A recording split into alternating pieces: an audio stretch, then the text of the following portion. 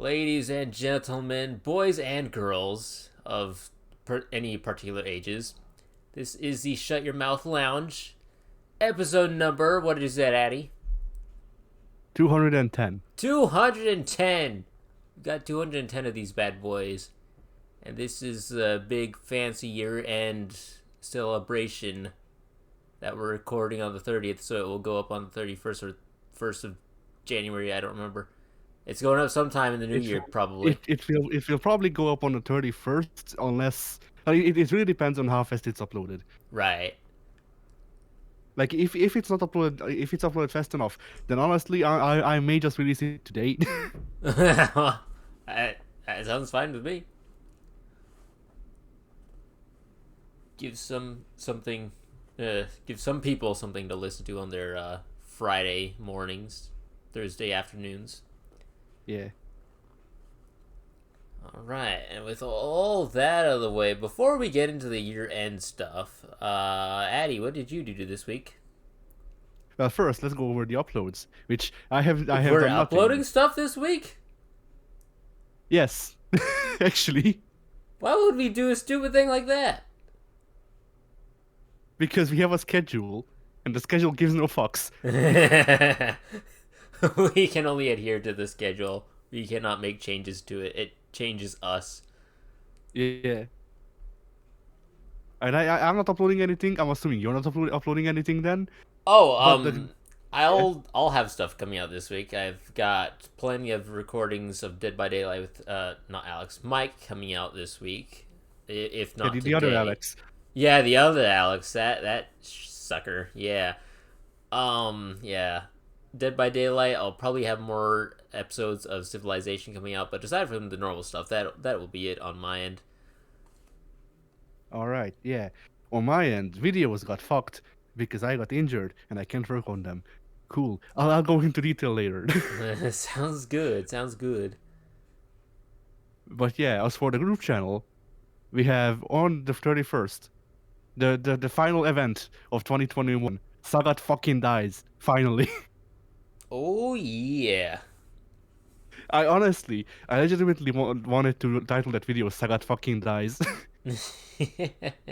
That's why I'm pretty sure every time it's come up, I've called it that because Yeah, that's just the name of that video for me. that is its canon name, but its YouTube name will be something else. Yeah, because I mean I don't think actually I don't know if YouTube would have a bone to pick with profanity in video titles. It probably does. Probably does. I feel like I have seen video titles with the F bomb in it, just casually, but I'm not certain. Yeah, I mean the thing there is like like monetization and stuff like that, which we don't really care about Right, because we don't hit the marks to actually make money off of this, and even if we did, we probably wouldn't. But right. at the same time, it's something to play around on the off chance that one day we may. True. Also, partially because YouTube pushes people who have monetization more. I found that recently. Yeah, that makes sense. Makes sense. But yeah, so we have that. Then, in 2022, the first thing you'll find out is that we trained Jacko wrong on purpose. In Guilty Gear Xrd Revelator 2. Wow. Ooh. Title. Ooh. That video was birthed out of the one session where I stole 3 gigs of Davia's internet to download Becken's boobs.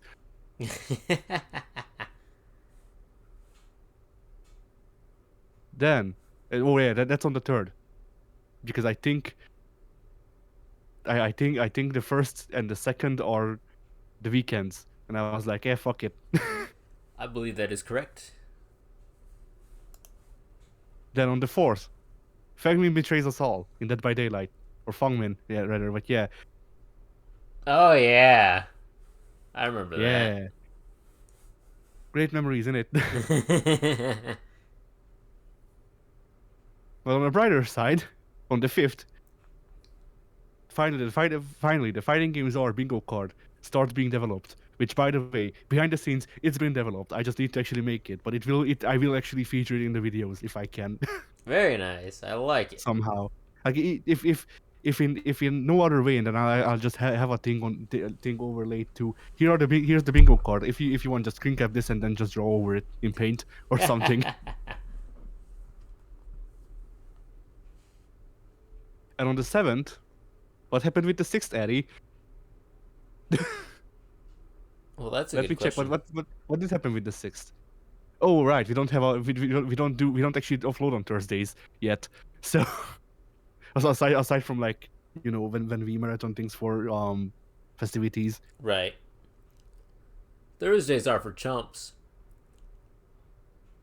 So yeah, on the 7th, Slayer is not dead. He's just disappointed. In Guilty Gear Accent Core plus star, I like it. and that's it. That's the week. All right. Sounds like a good week. So now we'll roll into our previous week or weeks. I don't remember when the last time we recorded a Yeah, podcast was. the 2 weeks. Yeah. Because Christmas knocked on the door, and we accidentally switched over to Fighting Games our recording schedule. Yeah. That definitely happened. I was there for it. So, shall I go over my week first, or shall you go over yours? Sure, you probably did more. I don't know about that, but I did do a couple things worth talking about. So I finally got around to watching Shang-Chi. Did he make shitty jokes there too, or was it only the Game Awards? Probably on the Game Awards. Like genuinely, that actor is tainted for me by the Game Awards because every time I will see him, I'll just be like, man, I don't fucking want him on my screen. Game Awards He's flashbacks. yeah, like he got unlucky because like his biggest sin is that he didn't want to be there, and I can sympathize with that because neither did I. But like I just feel like if that's what if that's the case, then he should have just went on the stage and just said, hey, this game, yay, and then left. Who gives a This fuck then? game, yay!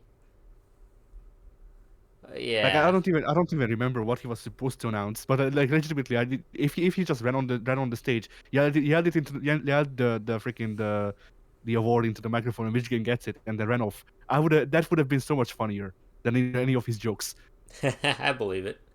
because his whole bit was that he doesn't give a fuck.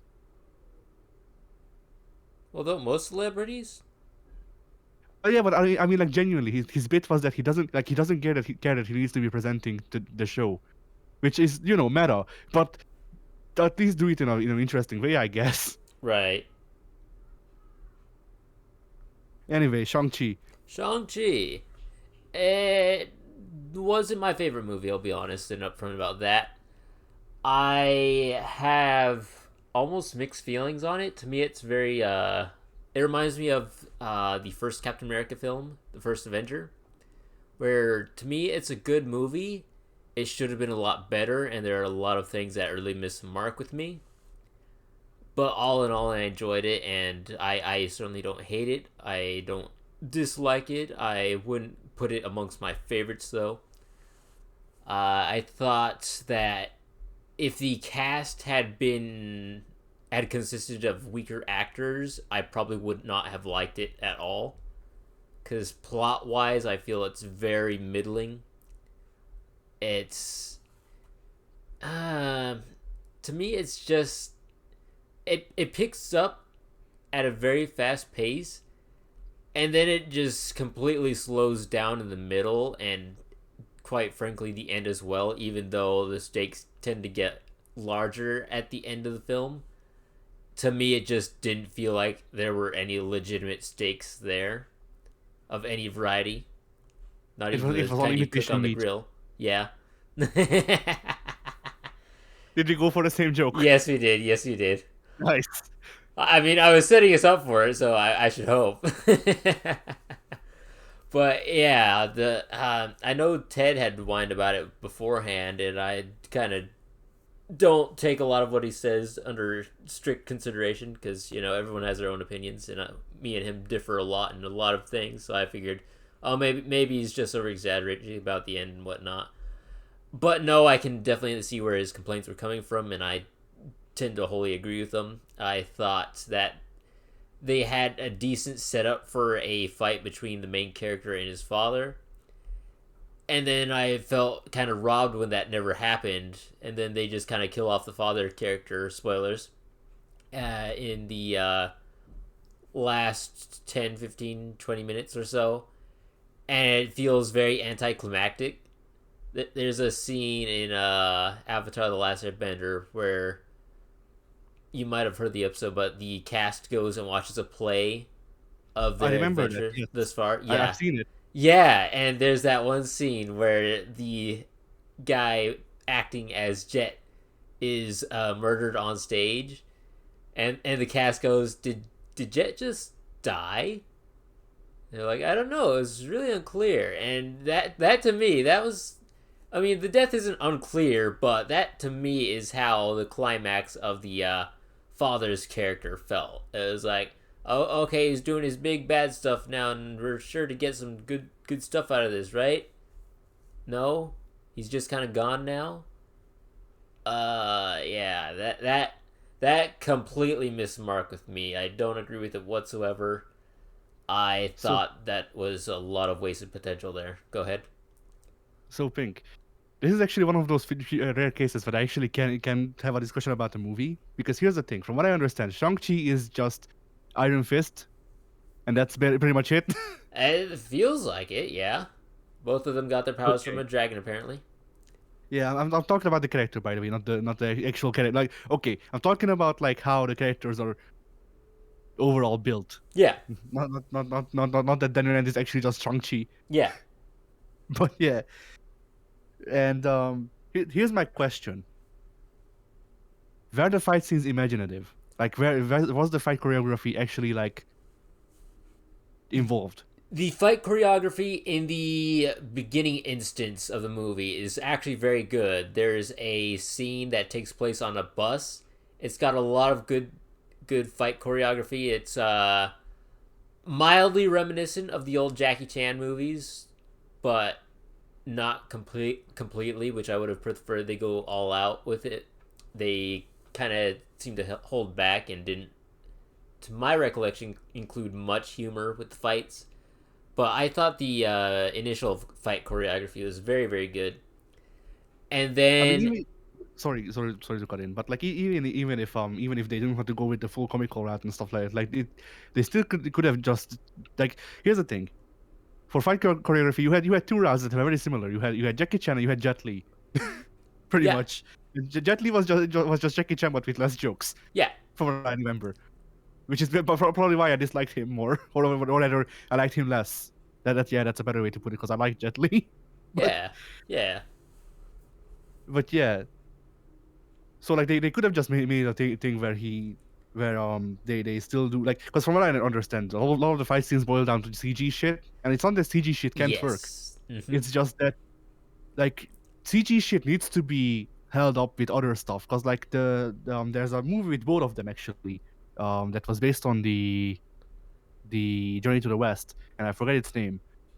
But it's a thing where they replace Sun Wukong with the drunken master who is Jackie Chan, and then the pig is replaced by Jet Li, who's just a guy who knows how to kung fu good, from what I remember. Right. And they have this big CG fight. It's not even a CG fight. That's the thing. Like, Hong Kong cinema had its own way of CG, which is wire fu, and wire fu was fucking cool. And like I feel like CG could work well with wire fu, because like, it's a fucking anime battle. Like, you just add a bit more flesh to it, and that's it. That's all the CG is there for. Like, Shang-Chi can summon a dragon, but he needs to do an actual like dragon upper, like Goku, that Yeah, cuts through people. yeah, I'd be down with that.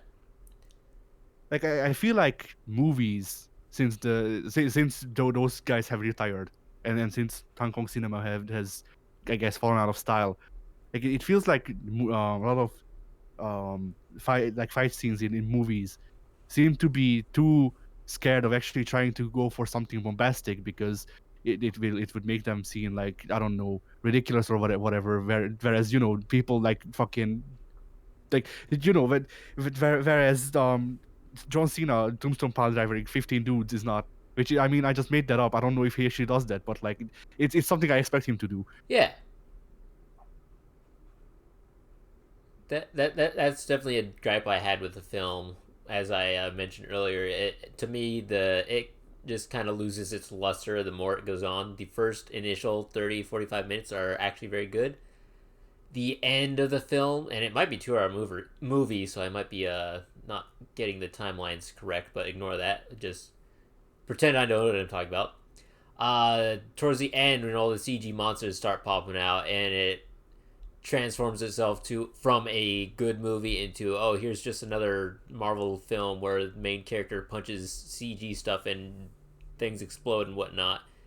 And that end game is very formulaic, and I was not a fan of it because, again, there were some good fight scenes between Shang-Chi and his father, whose name escapes me, so I won't be mentioning him by name.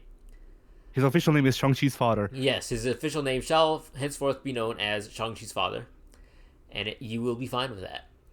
So there are, I want to say, 2 really big fight scenes between those 2 characters that I enjoyed, and they both get cut too short, and they never get a resolution, and it pains me on the inside because that's what I wanted to see when I signed up to watch this film, and that is what I did not get when I watched this film, and I'm bitter. It's left a bitter taste in my mouth. Again, I will reiterate, if they had gotten a weaker cast to play out this movie, this would not have been a good movie. It's carried very much on the strength of its actors and supporting characters. And without those characters, this movie would have been a flop. Or at least in my opinion. Not financially or anything, but it would have...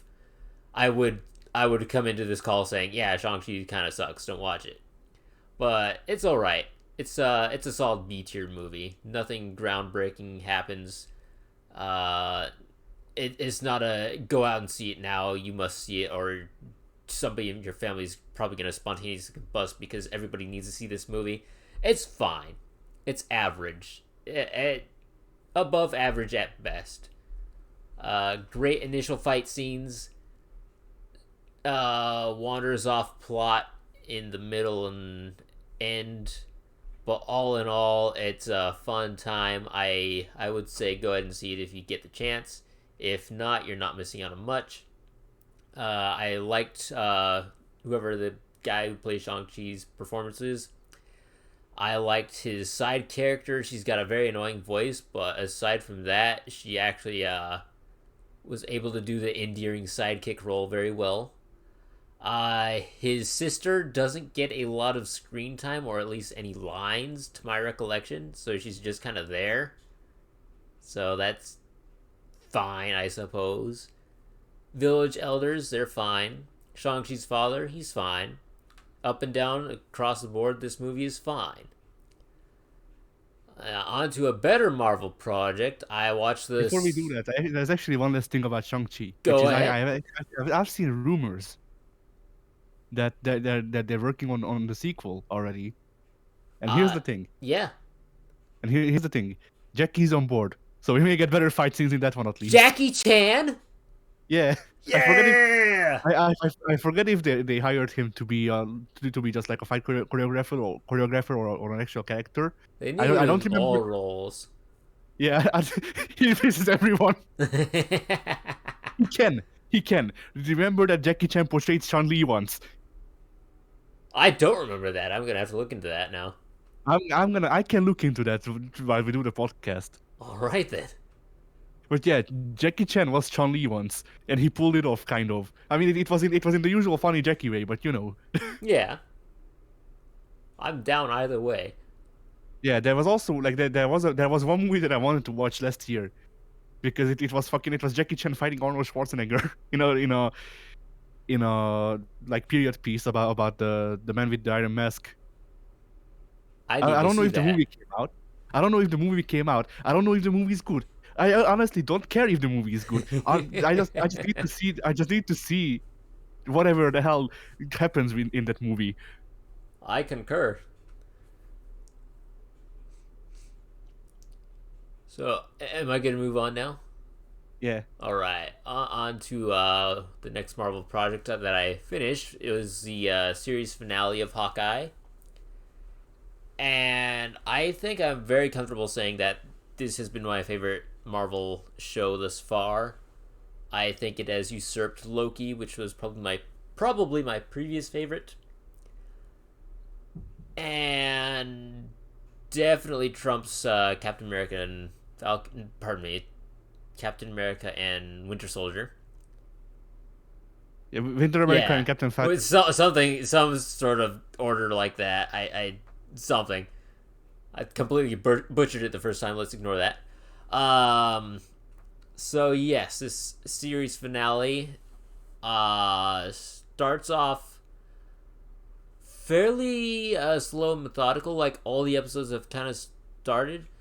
I will get this out of the way real quick. The series is only like 6 episodes. I feel like that was not nearly enough for all the stuff that they included in it. So a lot of things can seem very rushed in the end.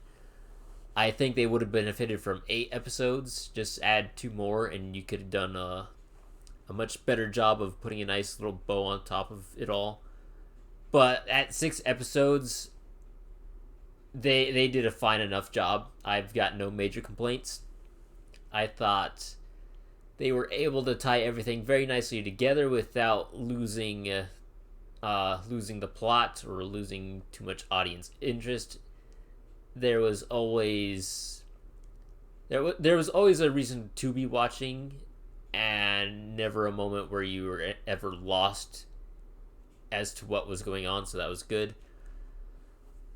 I would have liked a little bit more character development on a lot of the supporting cast, because if you go back about 6 or 7 podcasts ago, I had said, or I had basically called one of the big twists of the series, and I think most people did because it's again very formulaic of Marvel and their shows.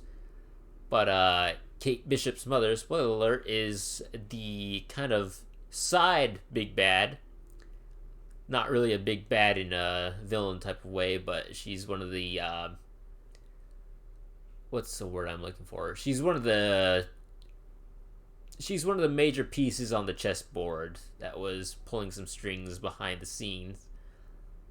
So the true big bad of the series has been the Kingpin, noteworthy of appearing in Netflix's Daredevil as a supporting character in that show, or supporting villain, I should say. And Vincent D'Onofrio is obviously back in the role, so that's cool. He was like, he's all right for a, you know, whatever he is, actor. Everybody loves the guy. I think he's overrated. If Alex were here, he'd slap me around, but he's not, so I can get away with saying jokes like this. Um, I really enjoyed Vincent. It's great to have him back. I can't wait to see what they do with him next, because there's big spoiler alert. There's a lot of speculation from people who know nothing about comics, that believe that they killed off the Kingpin in his first major appearance back. They quite clearly did not. And anybody who thinks he's dead is foolish and mistaken. So yeah, Kingpin is back. I'm very excited to have him back on board. Can't wait to see what they do with him next. I'm just a little curious because they've already announced an Echo miniseries, or not miniseries, TV series for the future. I just don't know if he'll be playing a role in that show as the villain of that one as well, or if they're just gonna move him off to the side to fulfill any other roles that they'll need in their street level productions. Yeah, Kingpin will now show up everywhere. Like Right. he's gonna be retroactively added to No Way Home. Right. I mean, They just yeah, go ahead. you don't technically have to be wrong about that. They could, in theory, just add him anywhere they like, and he would be a great Thanos type character for the street level heroes, who obviously won't be appearing in any major Avengers titles mean, there's always a chance that they'll add some of these characters to the Avengers roster, but Yeah, freaking they add Venom to the Avengers. right.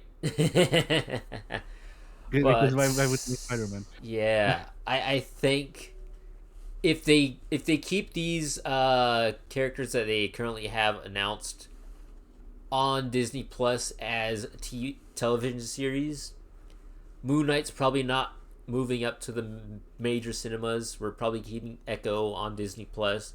We're probably not going to see a She-Hulk series, or pardon me, movie. We're probably not going to get um who else did they announce? I forget. Somebody else major. But yeah, a lot of those characters probably just won't be making the full transition over to cinemas themselves. We'll probably see them as supporting characters, maybe in Avengers titles, but I don't know. But by themselves, you're obviously not going to get an Echo movie unless something drastically changes in the next 5-10 years. I mean, I can never say never. That is true.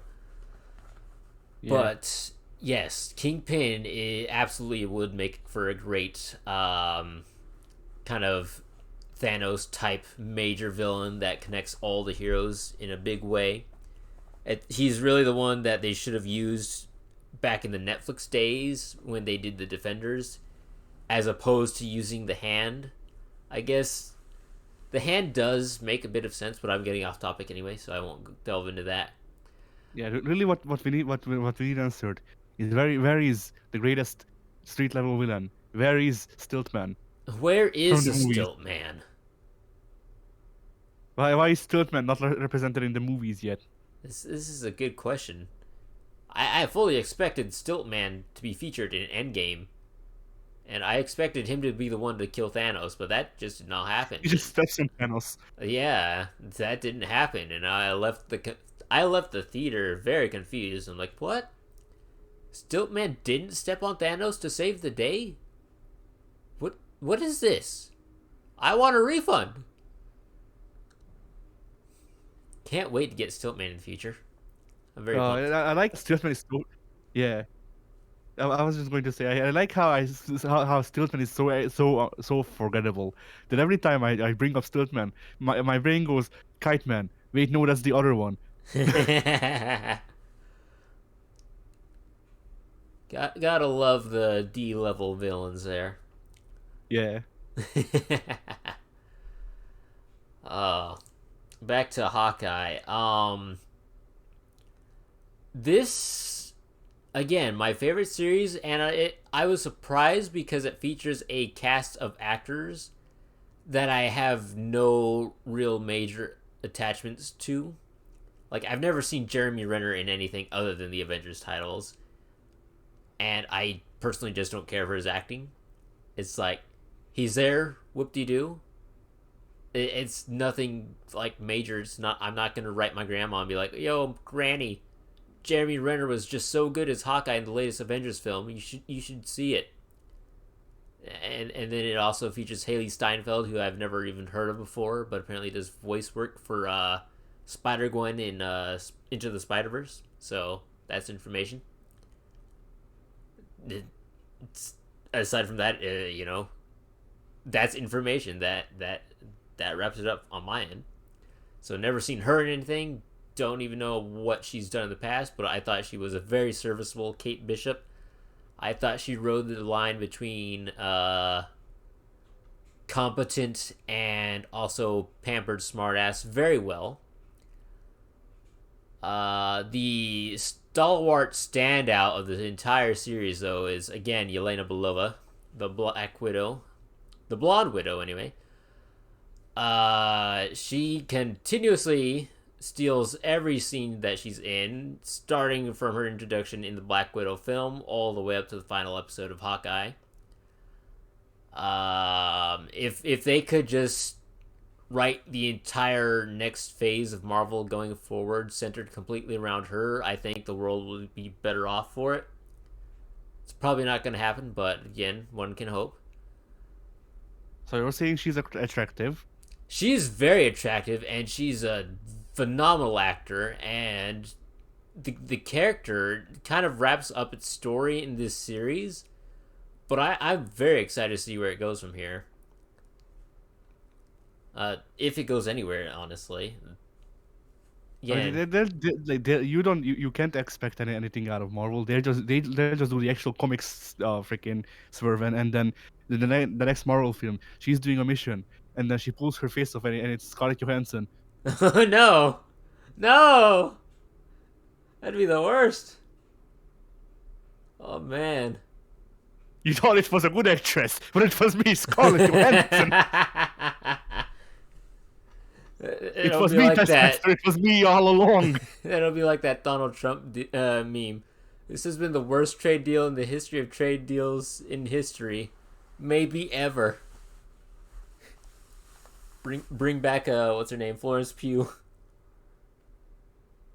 I don't want. Wow, I already forgot her name. Which one? Scarlett Johansson? Scarlett Johansson. I was about to call her Natasha, but I'm like, wait, that's a character. We're crossing the streams here. Yeah, I don't want Scarlett Johansson anymore. If that makes you feel better, my biggest exposure to Scarlett Johansson before she became Black Widow, and even since really, was that she was in a really annoying, like, I think Audi commercial, where she was like, "I'm German, so I'm better," and that was a commercial. I'm German, therefore am better. That is nifty. Scary, innit? Yeah, yeah. Maybe we don't need to go down that route again. Maybe. Probably not. I think we'd all be better off not going there. Yeah, what was I talking about? Florence Pugh. She's obviously beautiful. I've said that already. What else did she do? I think I more or less covered everything noteworthy about that. I don't know the actor's name who plays Jack Duquesne, the swordsman. But I thought up and down he did a great job with what he had. And in the very end, it turns out he was playing the role of a red herring this entire time. So the audience is supposed to believe that he's one of the perpetrators behind all the villainy, but he is actually 100% innocent. He's just a big, lovable goof, and I thought that was a great choice. And I actually do hope that we'll see him more in the future, hopefully as a swordsman as well. I just not sure if they will do that or how they would do it and be able to make it make sense. Because right now it's just he exists and he's very good at swordplay, and he kind of helps out in the finale against the we'll call them thugs, because I don't remember what their gang name was, the Street Jackets or something. He helps out against all the thugs, and he's obviously very good. Yeah, obviously very good with the sword. So I'm hoping in the future that they actually legitimately put him on the Avengers team, because that would be hilarious. I just don't see them actually doing that. They're probably gonna utilize him in some form or another in a different upcoming Disney Plus show. It's if they do anything with him, which they probably will, I don't imagine they'll just completely drop any characters they have just because they don't have any use for them. They're probably going to, if they don't have a current use for them, they're going to find a use, by golly. So, very excited for that. Tentatively excited, because that's he's got a character that plays out very nicely in Hawkeye, but if they tinker around with it too much, it might lose its luster, a lot like Drax going from Guardians 1 to Guardians 2. Guardians 1 Drax, great character, phenomenal character, great actor behind it, funnily enough. Guardians 2, they did a bit too much with him, and now he's lost his luster. So, hopefully, going forward, I'm hoping for a Hawkeye series too. That'd be fantastic. But hopefully going forward, they keep competent writers who know how to actually write the characters they've got and don't neuter them in a way. So that's, I believe I've discussed all the major players of the television series. And I will wrap that up by saying Hawkeye is far and away, in my opinion, the best Disney Plus series that the Disney Plus, that's a dumb sentence, that the Disney Plus subscription has to offer. I would highly recommend it to anybody who asks me if it's something that they should watch. I would probably smack them on the head and say, "Why haven't you already watched it already? What is wrong with you?" And then I'd probably do something else, but I don't know. My options are limited. Yeah, there is ice everywhere. Yeah, there's ice everywhere. Yeah. That wraps up Hawkeye. Great series finale. 10 out of 10. Outside of Hawkeye, did I watch anything else? I feel like there's something else kind of major that I watched, but it doesn't come to mind, so it's probably not that important. Obviously I watched Die Hard on Christmas Eve, and it's like one of the 3 Christmas movies I actually watched this year. Didn't get a lot of time to watch movies. Die Hard's always great, and outside of movies, I played Stronghold Warlords for the very first time. This past, let me actually see when I last played it.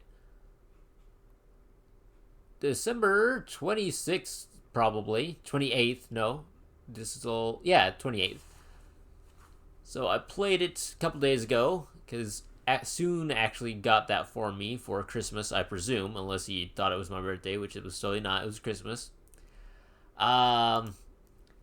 It's a very good game. It's very very similar to the previously released Firefly Studios. What did they call it? Crusader. That's what I'm looking for. I actually tab over to Steam, and I don't know why, because that was such an easy word. So, as I ramble on, Stronghold Warlords is a video game by Firefly Studios. They are most notable for having made the Stronghold series back in 2001. They started with Stronghold, and then they made Stronghold Crusader the very next year, if not, I'm not mistaken. Stronghold Crusader was a very great game, and about a decade or so later, they came out with Stronghold Crusader 2. So they ditched the 2D pixelated era of 2001, released in 2014, if I'm not mistaken, maybe later. And now everything is 3D, everything's HD, everything is beautiful. But to me, it kind of loses a lot of the easily communicatable layouts that the original series had. So I can sympathize with that because that sounds like what happened with Heroes of Might and Magic. yeah, because in the original Stronghold games, you could look across a map and you could easily identify any resource available to you. When I played Stronghold Crusader 2 a couple years ago, I loaded into a map and I looked around and I was like, wow, this all is very high definition and very pretty to look at, but it all blends together and I can't tell what's oasis, what's sand, what's gravel, what's stone that I can forage through. It's very pretty. I vastly prefer the original graphics to these modern HD graphics because, again, everything gets lost in translation. Everything starts to muddy together. It's not... It's very pretty to look at. It's not pretty to play with. I would much rather have simplistic graphics where I can immediately know what I'm looking at rather than look at something and hazard a guess as to what it might be. Stronghold Warlords seems to recycle a lot of the graphics and definitely a lot of the UI from Stronghold Crusader 2, which is both good and bad. The good thing is the UI is fairly straightforward and doesn't take a lot of practice to get used to. You can more or less become completely associated with it within the first 5 minutes of using it. It's very comprehensive, very simple, very succinct. So whoever the UI guy is, he's phenomenal, and I hope they gave him a raise. The graphics, again, everything tends to muddy together because it's all HD. It's all very, very pretty to look at. Very, very hard to distinguish one resource from the other. But all in all, I think they did a decent enough job. I hold the original Stronghold titles in much higher esteem than their later HD titles, but it's still a decent enough game, and I've been enjoying their little campaign trail. The campaign trail is probably the real standout of the Stronghold Warlords game, because their skirmish mode, I find it to be lacking. The old school Stronghold Crusader has a great skirmish mode. I spent literal days as a youth playing Stronghold Crusaders skirmish mode, which is just basically a multiplayer type game where you spawn on a map with either 1 to 7 other computer AIs that you will play against, and it's basically yes, scenario mode. Yes, it's a free for all, every man for himself, or sometimes there will be teams where you can team up with whatnot, depending on if you're doing a custom or skirmish trail. But Warlords, the maps, a lot of them feel, I don't know. The original Stronghold Crusaders suffered from the fact that, as big as maps were, you were always going to be very, very, very close to your enemies or allies or just other castles, because they didn't have like super large maps. This is still 2002. Your map sizes only get so big. You can only fit so much information onto the screen at one time. Your armies were limited to, I think, 500 units, and there was a unit cap, so you could not go over that. They did do a re-release of the original Stronghold Crusader called Stronghold Crusader Extreme back in 2008 or so with updated graphics. That's when they went to Stronghold Crusader HD. If I'm not mistaken, I could have that information wrong, but that's what my gut tells me.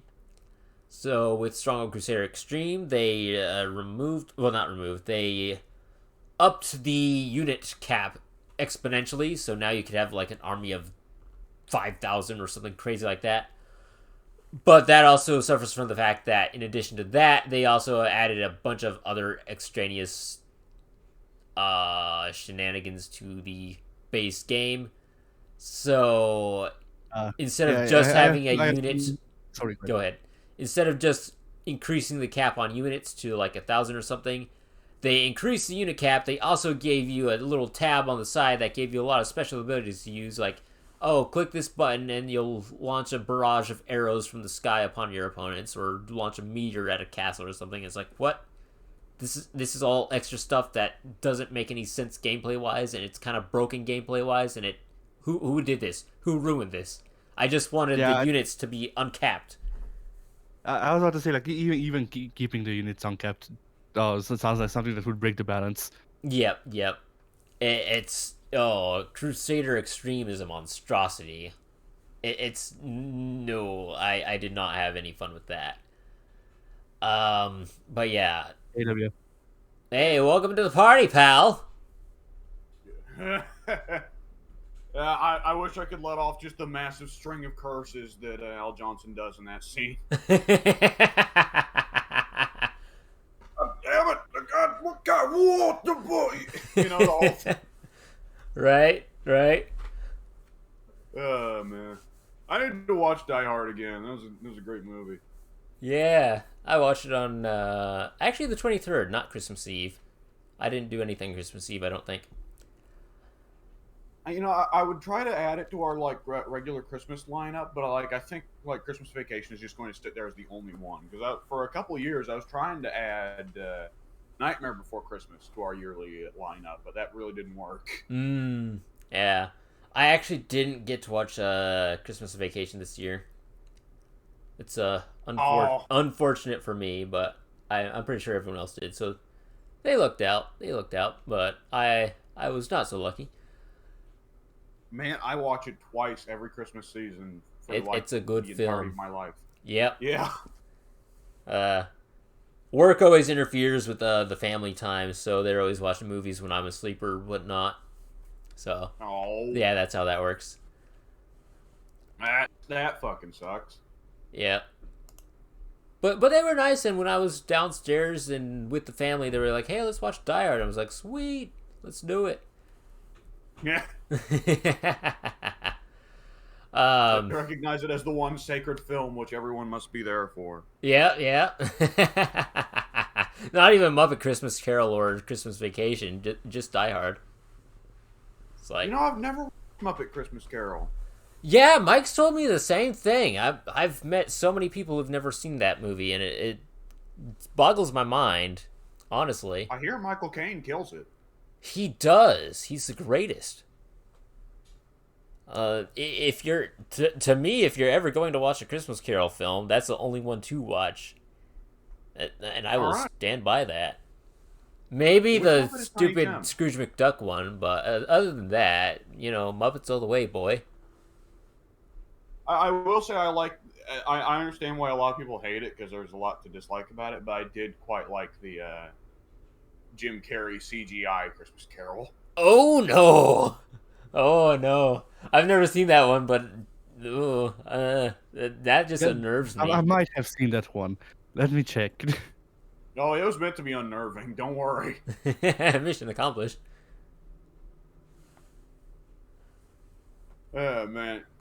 It was the one where Jim Carrey played Scrooge as well as all four of the ghosts. Well, he might not have played Cratchly, but he definitely played the three ghosts of past, present, and future. Right. Okay, anyway. So yeah, I wouldn't have known that it was Jim Carrey playing the characters because he would have been overdubbed, but yeah, I have seen this one. Huh. I also like how you still very much got Jim Carrey's facial expressions, that's for certain. Yeah. I mean, it makes sense that I like the movie then, because Jim Carrey. I grew up with right. But yeah, I like how I sort of Jim Carrey Christmas Carol, and the first picture I see is Jim Carrey's character caught next to Donald Trump. It's great. Yeah. Like, the more you look back on Trump's presidency, the more, like, even during Trump's presidency, it's like, how is no one making a good parody of this guy? But, like, every year, like, we're a year out from his presidency, and it's like, how the fuck did no one make a good parody of this guy? And it's just going to get worse with every year, Yeah, I mean, here's the thing. It's hard to make good jokes if we just really regurgitate the three same jokes, two of which don't even have a basis in reality. Then that's fine. We don't need to make new jokes that are actually like funny and like make sense because he actually did stupid shit and was like a bad person. But it doesn't matter because then we need to actually make new material. You see? Yeah. Mm-hmm. Yeah, that's almost certainly part of it, especially for Saturday Night Live. Like the dude parodied himself, and they didn't take the bait somehow. That's definitely true. Anyway. Oh man. What was I going to say? What did I interrupt? You interrupted me. Yeah, talking about Stronghold. All right. Are we like going through our weekly stuff and then we're gonna hit the year? Yes. We did this to make sure that you'd be here for the year where we can round up doing words.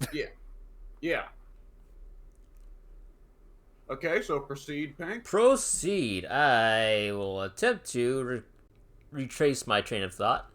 I was complaining about Extreme. I was complaining about Crusader 2, and then let's go back to Warlords. You said the UI was in Warlords. Yes, the UI is still great. The graphics, I I think they're a bit more coherent than Crusader 2, so that is a blessing. I've not invested a lot of time into this game at this moment. I've only played for about 3 hours, mostly going through the little campaign trail. I started with a straight up skirmish match, and that was a learning experience. And I'm actually learning a lot more actually going through the campaign trail. So the campaign's kind of acting like a semi tutorial, but also not completely holding my hand, which I very much appreciate. The big mechanic about Warlords is that in previous skirmish type stronghold games, it was only ever you versus your opponent, be that whatever number they may be, and nothing else. In Warlords, it is you versus however many opponents you're facing, and there are also little AI warlords on the map that you can go take over either diplomatically or militarily. And in doing so, you will obtain bonuses from that, each specific to their unique warlord. So, like, if I go take over we'll call him the Oxen warlord, that would give me the ability, they will give me the ability to have my peasants bring in more resources as opposed to the normal amount that they would typically bring in. Or if I were to go conquer a different warlord with a different ability, then I would then receive their ability at no additional cost. So that is a very unique mechanic. It's very similar to the Civilization 6 city-state mechanics. When you gain suzerainty of a city-state, you get a unique ability that they provide to you. It's very similar in that regard, and I like that you can accomplish it diplomatically or militarily. And I like that it's still, you have both options available to you. Even if somebody else has already captured that specific warlord, you can still march your army in there or negotiate diplomatically to wrestle away control of that warlord into your empire. So it's very unique. I really like it. I think the gameplay moves a bit too fast for a lot of warlord strategies to be viable, because in my very, very limited experience, it is usually that the AI will rush whatever nearby warlords it has as you are just casually building up your military, and then you just have to deal with whatever warlords are left for you that haven't already been conquered in some way or another. So I feel like if the AI was tuned down just a little bit to where they're not immediately rushing a military and rushing into the warlords, that from a single player perspective, it would be a bit more balanced and a lot more fun, so that you don't have to consistently rush yourself. Because I just like to take my sweet time. But it's not a knock on the game development or programming or AI or anything like that. It's just a personal gripe that I would prefer it to be a bit slower paced in the early game. Yeah. And maybe like ramp up over the course of the game? Yes. Because when I've got Genghis Khan rushing every warlord in the immediate area as I'm just, now placing down woodcutters' huts, which are the very first things he plays down, it's like, hold on a second. This feels just a wee bit unfair, especially since he gets to spawn with the military and I have to curate one myself. Oh, maybe the game dev intended it from the beginning to be more of a thing of having to take the warlords from other quote-unquote player equivalents. I do believe that to be the case, but I would have at least liked an option to maybe balance the spawns of both the AI and the player, because I don't want every match to be me spawning in and being like, oh, okay, now time to throw my woodcutter huts down as the AI goes and stomps 3 warlords in that same amount of time. Yeah. I would have liked just a bit more balance in that regard. There is a peace timer that you can enable. So, like, if you want to spend the first 5 minutes of the match just casually building up your castle, your military, your resources and whatnot, There is a timer you can activate that will ensure that, hey, nobody's allowed to declare war. No, pardon me, not declare war. Nobody's allowed to actually send their military units in to occupy other people or attack other people or anything like that. So that's a cool feature. I would have liked to see a bit more expanded upon that. But alas, there's only so much they can do. There's only so much they did do and could do. So, all in all, it's actually a fine game. I'm enjoying it. It's not my favorite stronghold in the world. Nothing will replace Crusader 1 because that was legit my childhood. All however many years I spent of it. But it's a very fine game. I'm really enjoying it. All right. Anything else? I believe I should probably talk about Skullgirls Second Encore real quick, but I didn't spend much time in it. I played for 6 minutes, according to Steam. 6 whole minutes. Yeah, I played as Big Band and one of the little girls. I forget which one. One of the tiny ones. They're all little compared to Big Band. This is true. But yeah, I really like the design and aesthetic of the game. It's very pleasing to the eye. I really like it. Gameplay wise, I got my ass kicked, and then I quit the game and had to do other things, unfortunately. But yeah, I really like it from the get go. Yeah, it's a lot like Marvel vs. Capcom, which means that squash matches are fucking squash matches. Oh yeah, oh yeah. But yeah, with that said, that game probably does have the most beautiful sprites in fighting games altogether. It probably even beats out Street Fighter 3. And Garou Mark of the Wolves. Those are both hard ones to beat out, but it does it. Very nice. All right, Addy then, I guess. I haven't been around for most of this, but I assume Addy hasn't hit what he did in this past week. Not yet, no. All But right, I mean, Addy. doesn't Pink have other stuff to talk about? No, that was my final thing. Okay. Well then, let's see. For this Christmas, W gave me $25 of money. Well, okay, no, W forced me to accept $25 bucks. That's a better way. That's a better way to put it. But I'll shoot you over another $5 if you promise to spend it on Skullgirls. I mean, I need to check actually how much it's like freaking because you know right. it converts over to euros, and euros are fucked. I don't know. I don't use euros. I need to check how much they cost. But yeah, I did actually think about buying it, but like the way I was budgeting it out, they just didn't come out. Yeah. So I managed to get 5 games, I think. Yeah, let's say 5 games, and if not, then we'll just freaking move past that.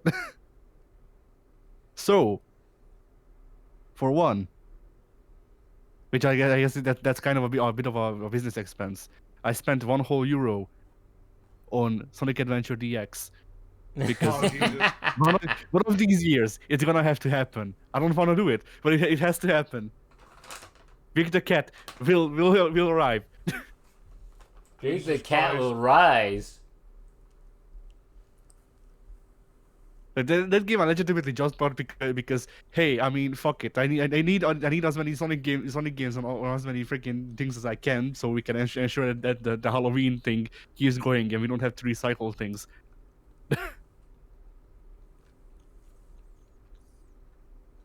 But yeah. Then I got KOF 98 UMFE, which recently got rollback. So hey, that may be a video in the future. Now I have to go buy it.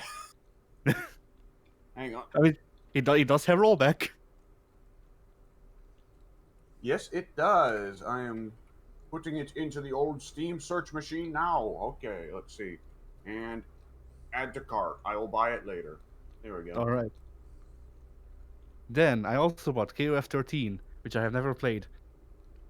And let me tell you, go ahead. No, you go ahead. Okay. Let me tell you, I have never played a KOF or Street Fighter 1 level speeds, but I'm glad it runs at least. It's something. Oh, I see. Yeah, that game's probably a bit too intense. That's the game I should have been comparing Skullgirls to. Fuck, I forgot. Yeah, KOF 13. Like, not even KOF 13. You need to compare Schoolgirls to Kim's Pants. That's it. Probably, yes. Well, I gotta compare Kim's Pants to, like, Double's Goo. Those are the two comparisons there. Yeah. I'm trying to remember if anyone in Skullgirls had baggy pants. I don't think so. I think Big Ben's like cowl thing is the closest they got. Okay, Double's Goo, Kim's Pants, Ramlethal's Thighs. There you go. Those are the three comparisons. My stits. Oh god. Well, you know Biken's going to replace that. Come on. I don't know. Have you seen her idol animation in KF 13? It's egregious. Like, it genuinely creeps me out. My Shiranui. Okay, I thought for some reason I thought you were talking about Jam in Guilty Gear. Oh no. Okay, yeah, my idol animation in KOF 13 is. Oh boy, I definitely remember 10 years ago Mike citing it as a good example of obnoxious fan service in video games. Yes, like Pink. So you know the size of Biken's tits. Right. Imagine if instead of them being that big, they were just that defined. Like my tits aren't completely freaking like brain that big, but they spend so much fucking time making them look real, and it's creeping me out.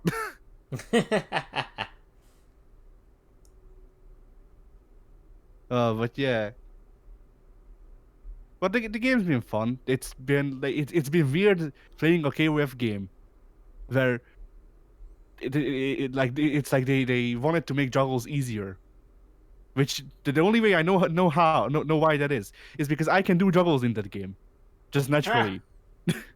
And I don't do combos in KOF games because I just can't, and I have accepted that I can enjoy the KOF games without doing combo. There it is.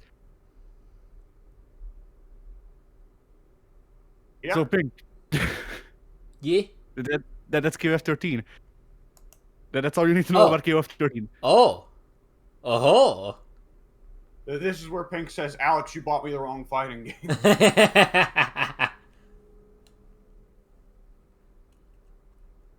But yeah, so I've had fun just figuring out how the characters work and shit. Ash sucks. I don't mean that in a freaking like it. I don't mean that I dislike the character. I mean that I mean that they specifically designed the boss to be annoying, and even more so than in the arcade days. What do you mean? Dark Ash. Oh, Dark Ash. Okay. Yeah, I've never actually messed around with Dark Ash. Dark Ash is great to fight when like half of his abilities give you frame drops. Oh Jesus. Yeah. Okay, I'm gonna have to step out real quick. All right. I guess while he's out, let's see. I also got Mr. Driller Drillland, which is a re-release of an old GameCube, a Japanese exclusive GameCube game that's a sequel to a PS1 game that I like. And good news, it doesn't run on my PC, so I'm gonna have to get it refunded once I figure out how to do that on Steam anymore, because apparently they changed the UI. Oh, well, good luck. Yeah. So that was great. And then for the last game, I got Lost on Elysian Tale because fuck it, I'll just buy it on everything. I own the game. I own the game on 360. You can't get it on Xbox One. I own the game on 360. I own the game on PC now. I'm going to own it on PS4 so we can record it. Fuck it. I like that it. game deserves the money. There's parts of it that I kind of want W to be here because I feel like he'd get really hyped by the descriptions, some of the descriptions. But Lost Elysian Tale, Pink, is a Metroidvania. Where's how it really liked, or the creator really liked Castlevania. on its sleeve, because all of the things that you get, but like there's these walls that you need to break in various ways, and whenever you break one, you get mystery chicken from mystery wall chicken, I think it's called, which was a very classic Castlevania thing to do. Then, what like I don't even know what to really say. Like that's like it's I remember a lot of people being turned off by it because it's a furry game, but it's not really a furry game. It just has a furry aesthetic. Like Yeah. I guess that's the difference. Because like actual explicitly furry games usually end up being like fucking visual novels and shit, and then I'm not really keen on shelling out money for shit like that because there's like maybe one visual novel that I liked, but Dust actually has it actually has interesting hooks if you actually give it a chance and can move best the graphics. I mean, even the graphics, like the character art isn't great. I've noticed. I mean, it's partially because the models they use 3D. I don't actually know. It seems like they use 3D models to have the 2D like moving characters for character portraits, but I don't know. All I know is that the game told me, hey, if the performance would shit itself by using the high quality portraits, I'm just gonna use the low quality ones instead, and that's what it's doing, I think. But yeah, like the character art isn't the best. There's like it's not necessarily that they are badly designed. It's just it's a game that does look the part that it was released in like 2013. It has aged a bit in the character design or the character arts department rather. But at the same time, the backgrounds are still fucking great, like surprisingly so. Nice. And the game uses the post effects that it can use very well. I had to turn them off for performance related reasons because I could choose between the game looking really pretty or the game running at 60 FPS, and I chose the latter. But when I did play around with it looking really pretty, it was great, and that was how I remember the game. So it's probably that way on the PS4 too, hopefully. Hopefully. Then, what else was I going to point out? The voice acting is better than I remembered. I mean, it's not great. I don't think it's like fantastic or whatever. But it was something that a lot of people pointed out about like how it's shit. I don't know if I agree. Then again, like I guess the thing is that like as I said before, my um my like threshold of bad is like no budget Japanese title that got translated into English and like maybe two guys showed up for the whatchamacallit, the audition. So like like the early to mid 2000s, like actually just 2000s overall, like anime dubs and stuff like that. Is my thing of bad voice acting. Ah. And Dust is better, I guess, in most cases. There are a couple of weird-ish lines from what I remember, but it's not the end of the world. Like it doesn't ruin the game for me. I don't know if it would for someone like you. I don't know. I'm pretty lenient with stuff like that. I guess before I move on to the combat, because that's the part I want W to be here for. The game also has these trials that you have to do, where they give you you have to use all of your traversal abilities. Which, by the way, you actually have like most of your traversal abilities unlocked in the tutorial. There's this, I want to say, 10 screen long tutorial part at the beginning of the game, and by the end of it, you have like a good chunk of what constitutes just traveling through the screen. There's um two pieces of traversal moves that you don't get until later on that are very good to have around just so you can actually explore all of the nooks and crevices, but they're not necessary really. Like you can get through the screens very fast even without them, and I appreciate that. Nice.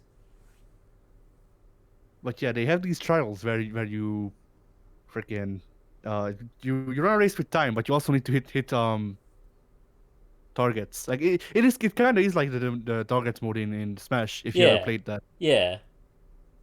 Yeah, it's that, but it has a beginning and an end instead of it being just a free for all thing where you just break the targets freaking through the time. Right. And then I guess it's time to move on to the fighting mechanic because I don't know what else I could point out. And the fighting mechanic is the reason I like this game, because the fighting mechanic is do combo. The game has a couple of combos, like not actually all that many, all things considered, but the way you can link them and the way the movement behaves during it is just very well executed in my opinion, and it makes the game a lot more fun than if it had a shit ton of combos even. Because like it could be more fun with more combos. At the same time, it doesn't necessarily need any. Yeah. So like there's a combo where you grab a guy at the end of it. There's just a normal string. There's freaking there's so the secondary character Fidget, she can do magic, and one of your attacks can proc the magic so it hits harder and it hits full screen, and you can do this in the middle of a combo. Cool. And she also gets more elements as you go through the game, and all of the elements do different knock up and stuff like that. So if you really want to, you can do a thing where you're fighting like 15 people, you single one out, and then throw them into the ground, which causes the other guys to start flying. Then you can proc the magic, so they get to fly up further, and then you can just do air combos because why the fuck not? The I game is like it. great. Now the one part that's the best in my opinion is that the air version, because there's like the way you proc the magic is that you hold down the heavy attack button, which makes Dust spin his blade. The air version of that is a Psycho Crusher, Ooh. and you can fly using it. I like it. So I don't know if it's like a physics bug or if it's intended. I want to know. I want to feel like it's intended. Like it seems like it's such a stupid thing. Wait, no, it is intended because the freaking they reference it in the game's dialogue. So yeah, it is intended that you can fly. But if you knock a person up into the air, you jump up and then do the Psycho Crusher, and if you wiggle the stick around, you can just fly. Like for whatever reason, it just gives you so much momentum that you can start at one end of the screen and be at the top of the screen on the other end, like in like no time. It's great. I'm a That game fan. is a lot of that game is a lot of fun. It's also like it's a very nice Symphony of the Night like indie game. Like uh it has its RPG mechanics and shit. It's not, I don't think it's as involved as Symphony of the Night because that had more moving parts, but like there's a lot that you can change with the stats. There's like it's actually somewhat difficult, at least to me, because I don't play Metroidvanias a whole lot, but you know that it's not that hard to die. So so that's how you get that's how you get the wall chicken. The what? The wall chicken. What does that mean? Well, I told you, when you break a wall, chicken pops out. Oh. But yeah, freaking like it's. I've been enjoying my time with the game. Like even parts that I remembered. That, for one part, I'm at chapter 3, I think, of like 5, maybe 6 from my memory. I played the game for 3 days. And by 3 days, I mean that I played the game on 3 different days. I think my actual like playtime is, I want to say, like 4 or 6 hours, and this is while also doing all of the side quests. Well, that's So nice. Yeah. yeah, so that should be fine to record, I think, is what I'm saying. But also, like I remember there being so much trouble. Like I remember having a lot of trouble getting through these spots, and then even the parts that I hated, I don't really mind. Which I mean makes sense because last time I played this I was 13, but it's a lot of times you go back to a game that you played when you were a kid or when you a tween, and it just sucks. Like even though you liked it, it just sucks. It's shit. Mm-hmm. Like I want to say Tiny Toons Adventures was that would maybe like be that for me, but then I played Tiny Toons Adventures a lot, not because I really like Tiny Toons Adventures, but because I kept buying like ROM hacks of it. One of them was Digimon World, one of them was something else, I forget. And it was always Tiny Toons Adventures because the bootleggers really loved Tiny Toons Adventures and Chip and Dale something or other. I forget but that game also got bootlegged a lot. But yeah. So basically, I went back and played Lost Ark Tale. Still a good game. Once I'll be able to record it, I'll probably actually make a review because I feel like it's like I don't sing praises of indie games usually because like my difference is that there's indie games and there's games I like. Like indie games aren't inherently bad, but games that are very indie I don't tend to like. And this Yeah. game feels like, despite being an indie game, this game feels well put together, even though it was sort of rushed, which I have recently learned. Like apparently Microsoft, which is the people who gave the person money to actually make the game, Microsoft made him got the actual ending of the game because they didn't have enough time for the release schedule, which Oh. sucks. Yeah, but the game didn't feel incomplete to me last time I played through it, at least. And I mean, I haven't finished it yet this time, so maybe it will now. But hey, so W, are you back? Yeah. All right, so I'm just gonna repeat this part because I feel like you'd appreciate it. So Lost Elysian Tale is a game where you can fly by doing the Cycle Crusher, and that's Nice. and that's an intended mechanic of the game.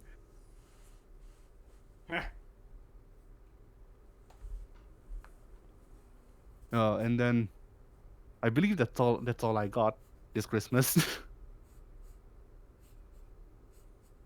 Well, that and also busted knee, busted knee. Just I was gonna call it a kneecap, but no, it was the whole knee. Merry Christmas. Yeah. Oh.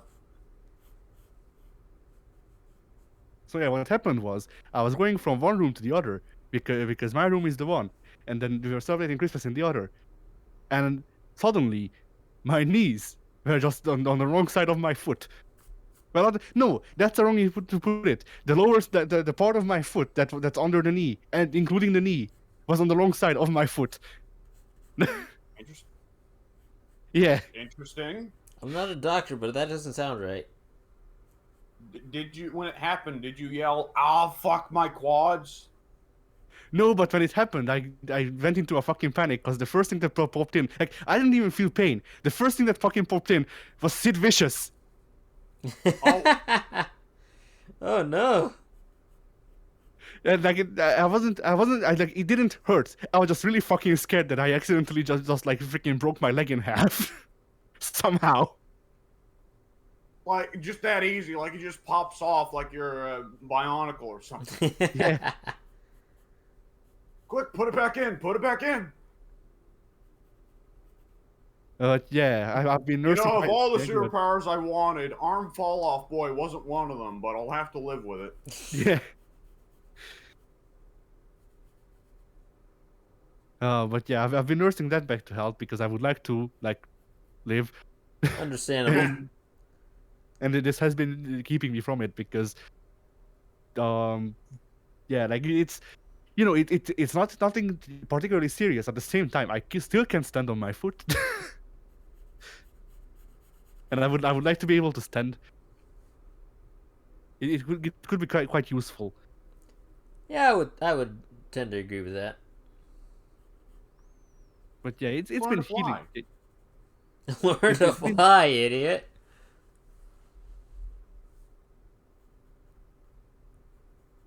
Huh? I don't I'm not know. hearing the answers. Both of you cut out. All I heard was fly. Both of us are just telling you to That was fly. the important part. Why not? Huh? Why not what? Or why not just fly? I got it. But you see, I can't do the Psycho Crusher with one leg. That's a fair point. Shit. But yeah. All right, Pink and I will put our money together and we'll get a small jet engine and we'll send it to you. Tape it to the bottom of your leg. All right. And then I become Iron Man. Yeah.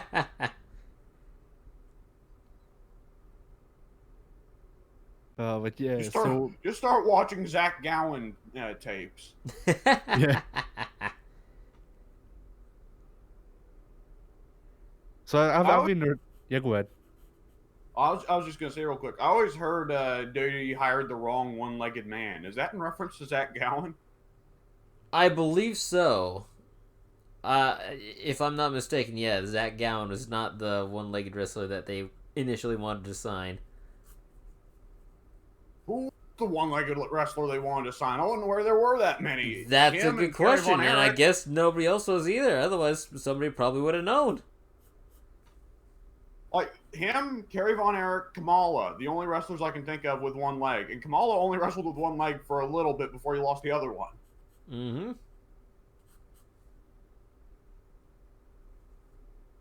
Why are there 4 wrestlers with one leg involved in WWE's history?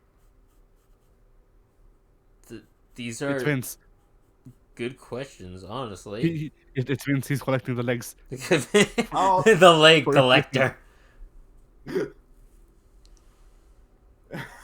I was just last night listening to Jim Cornette on a shoot where he got asked, "Does Vince have any prized possessions?" Apparently, he has that. Yeah. Everyone has his legs. No. You see, he takes their legs because if he can't have good legs, then neither shall they. Yeah. That's how he learned. That's how he was able to walk again after tearing both quads entering the ring. Yeah. Oh man. But yeah, so I've been nursing it back to health, and yeah, go ahead. Something just occurred to me. If he took Kamala's leg, that would mean Vince has one black leg. Yeah, he's the anti-Wooly. Yeah. Oh god. All right, carry on. But yeah, I've been recovering relatively fast. I think. Like my oldest sister's husband looked it up, and it's supposed to heal in like three to 4 weeks, and I'm close to being able to put I can put a very minuscule amount of weight on it already, so it should be fine. Maybe, I don't know. Like, not enough weight for it to actually matter, but enough that I know it can do it somewhat. Yeah. Okay, sorry about that. I was. What'd you say? Your mother. Oh. Oh no. Not again. Tyler turns tabled. Oh god. Oh! Nice. So for the listening audience, W just left. All right. So yeah. Anyway. Yeah. My leg. What else happened in the last 2 weeks? I don't know. I guess the funniest part about this whole leg business that I guess we can leave that on is that it's really interesting how for the most part it wasn't even that like painful. I was just really fucking scared of putting any sort of pressure on it. I'd be and too. how that freaking prevented me from actually like doing stuff. Yeah.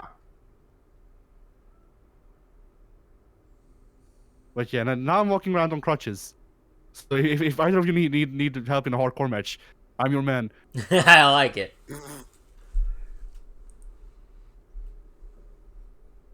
And I I guess don't that's think it my really counts if you're not faking it, because then it's just an actual disabled person. It's not like Kevin Nash faking the wheelchair. Well, no, but since that's two crutches, I can hold myself up with one and hit the person with the other. Oh, you got a point. Damn.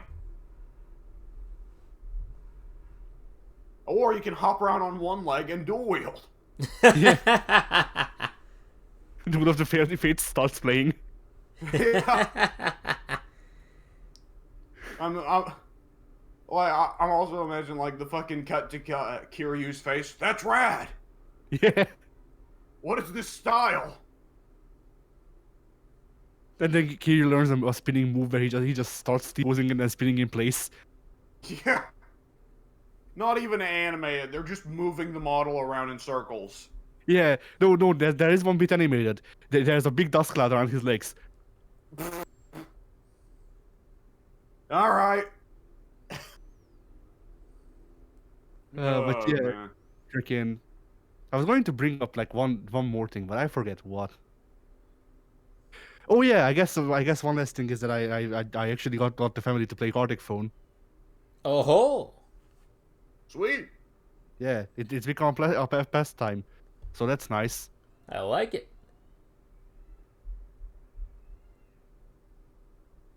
So yeah, I guess that's my week. All right. Let's see.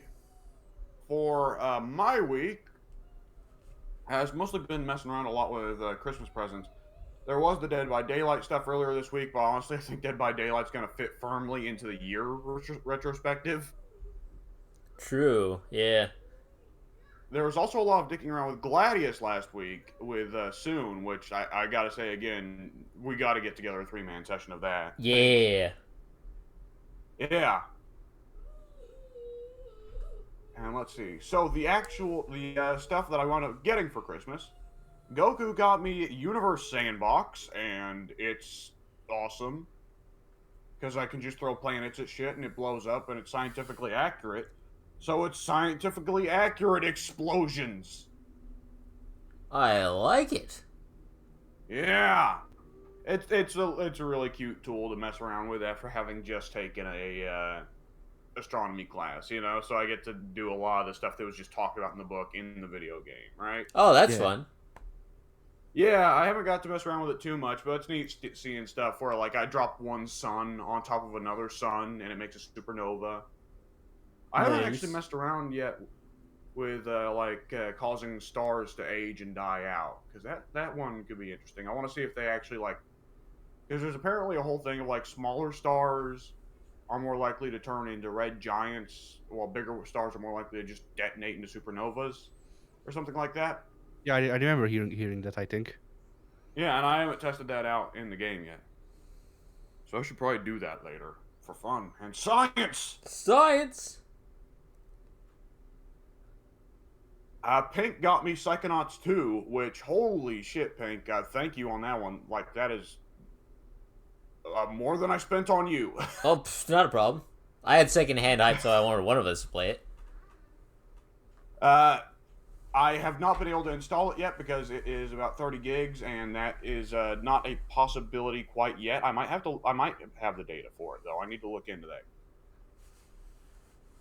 And the other one that I did want to mention real quick of games that you guys gave me was Soon got me Alien vs. Predator 2000, which I did not know Alien vs. Predator 2010 was basically a remake.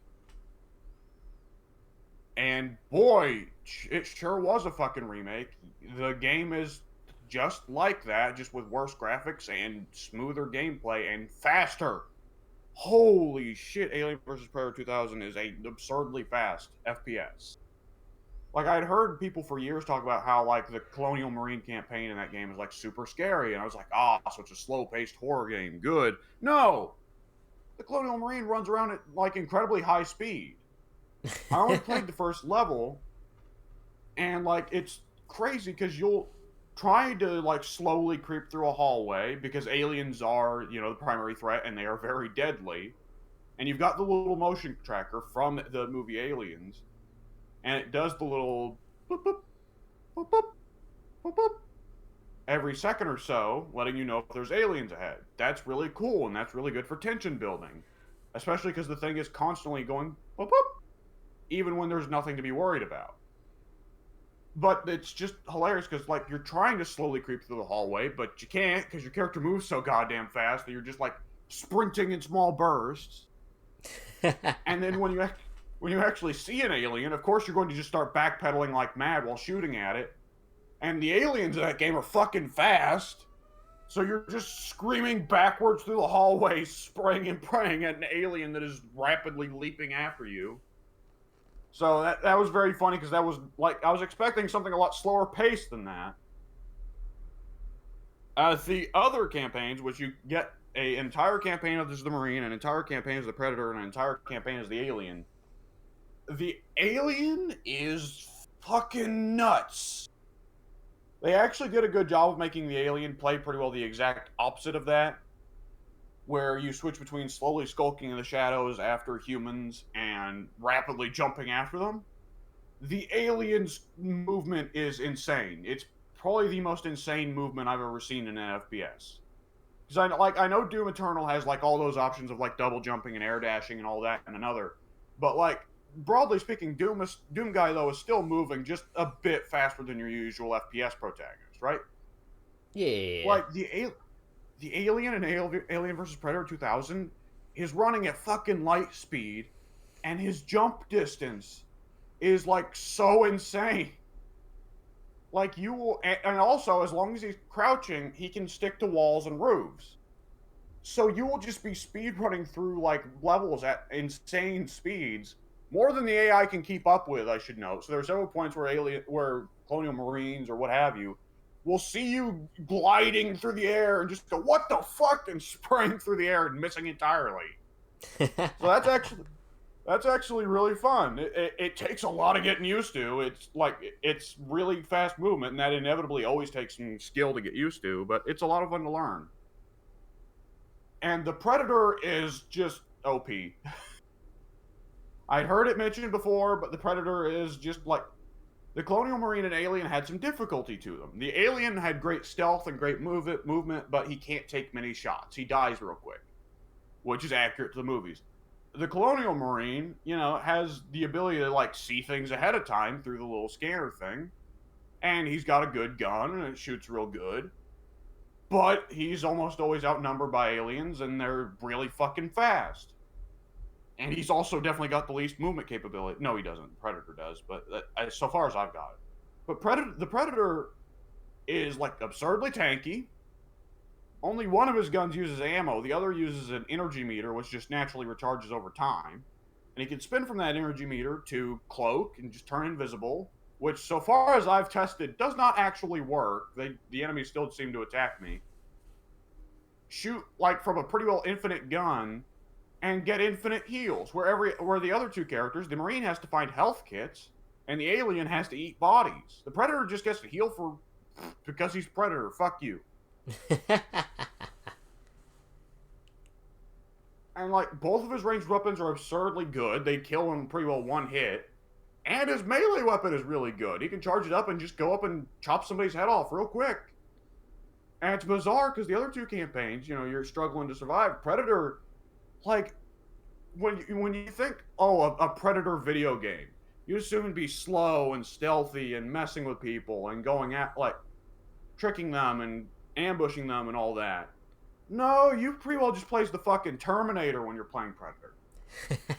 You kicking, like, straight up, it's like, okay, go into this Colonial Marine base, and you just kick in the fucking door and butcher 3 guys with the wrist blade, and then pull out your little shoulder cannon and blast down 4 more, and it's like, fuck me, what was the Predator in the first movie doing? Apparently, he could have just showed up and butchered Dutch's whole team immediately. Oh, man. The other thing I want to say about that game, it came out in 1999.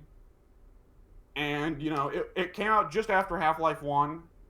So it's about equivalent to Half-Life 1 in terms of graphics. Not so much in terms of narrative.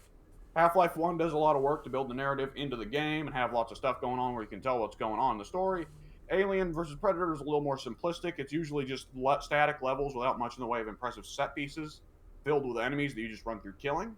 The closest thing you get to narrative are these delightful little things, which let me shoot the link over here into the text. I don't think Pink, you're recording, right? Yes, I am. Ah, shit. Well, Addie's here, but Addie, can you watch that and look at the cute little FMVs they did and the acting, quote Sure. unquote acting. Once it loads, yes. If it Okay, there we go.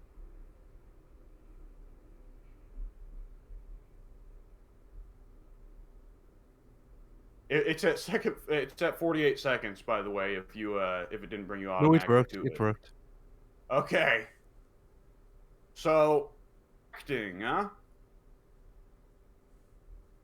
So it's a Wow. yeah. The effects on the second guy. Yeah. So when the game when the game initially came out in 1999, apparently they had these cute little computer panels on the walls that will play FMVs of various like colonial marine officials talking. And as colonial when you're playing marine, then it's like giving you like, "Hey, go do this, asshole." Whereas Alien and Predator, when you're playing them, it's supposed to be like, "Oh, we gotta make sure they don't get to the lab and break all 5 pipes in the lab," or something like that, right? Yeah. And initially, they had professional actors standing in front of a green screen. The green screen looks terrible, but the professional actors, they just put on, nothing impressive, but a solid job. Yeah. But they all go through it rather calmly. And the guys at Rebellion, who made the game, didn't like that. They felt that the FMV should have more urgency. So, the next year, when they released an expansion pack, Gold, they redid all the FMVs with their own developers, just dudes on the development team, on actual sets instead of with actual real quality costumes, instead of just in front of a green screen wearing sunglasses. Which, on one hand, I respect like them actually putting in the work on the sets because they do. Like it actually looks like appropriate alien like costumes from Aliens, and to a lesser degree, like sets from Aliens. But the developers, the guys at Rebellion, are not professional actors. Which is how you end up going from the guy who goes, "Our situation is seriously shit, Marine. We're bugging out. You're gonna have to get out of there." To "Our situation is seriously shit, Marine. We're bugging out. You're gonna have to get out of there." It's like, what the fuck? And what I realized was, oh, that guy's accent is like all fucked up because it's a British guy pretending to be American. So his American accent is just shit. Right. And not all of them have shit American accents, but most of them are bad actors. Which one of these costumes got replaced by Tim Curry or whoever? Am I thinking of the right guy?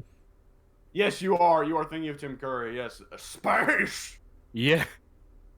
Dude, like genuinely, we need an FMV game that's just portrayed by Tim Curry. That's not a possibility anymore, I'm afraid. Well, shit. First watch when you need him. I adore Tim Curry, but he had one stroke too many. Can Tim Curry walk yet, or is he just permanently in a wheelchair? No answer, so I'll take that as yes, he's still in the wheelchair. I wouldn't know. The last I remember, he was wheelchair bound. Yeah. It's honestly kind of amazing he's still alive, really. Yeah, he's pretty resilient despite all things. Yeah. What was I going to say? Like, you could tell he was starting to get in bad health even when he did the FMVs for Command and Conquer. All right? He was starting to look a bit rough there, you know? Yeah. But either which way, it's actually like really charming that the game has the little FMVs on the computer panels. I wouldn't think there would have even been anything advanced enough graphically to be able to run that at the time, but apparently there was, which was neat. And it's better to have that than an FMV between the levels taking up the whole screen of that guy going, "Oh, the situation is seriously shit," you know? Yeah. I gotta admit, there's a certain degree of charm to like the cheesy, stupid, bad acting, you know? Yeah. Alright. Let's see. So, what else did I do? Right, I got some games from people who aren't my friends, they're just my family. Your enemies. Enemies. And let's see, I'm just looking over now. I haven't got to play with too many of them because of limited install space and downloads and things. You know how it is, modern gaming. Mm-hmm. But which is very much a problem for me now that I have limited data. God damn it! All right, so out of my Christmas gifts, I did get to spend time with though. I've been putting. I'll hit that one last because that one's probably gonna lead to a big discussion. I got Dark Souls Remastered. It's fun going back to classic Dark Souls. It's a different experience though, going back again after several years. Because at first I was like, "Oh, I'm gonna crush it," but I didn't crush it. I died several times. But I know that I'm doing better than I must have the first time because I'm not taking a fucking hour to get through Undead Burg. But because I die once or twice, where I was expecting to die 0 times, it's like, "Oh, am I a fraud? Was I secretly bad at the Dark Souls the entire time? Did I just make up in my head beating the first Dark Souls? Have I never beaten any Dark Souls games? Am I in the Matrix? Yes. Shit, I better take whatever pills. You are Keanu Reeves. No! Anyways. So, yeah, Dark Souls 1 is a fun game. Dark Souls 1's got some... It's still a little bit goofy. Fucking Capra Demon. It's a fucking terrible boss fight. Fuck that clown. It's one thing I'm having to remind myself is, like, how the balance works for armor in that game. Because I keep thinking, like, because poise existed as a system back then, that it would be acceptable to fat roll with relatively lighter armors.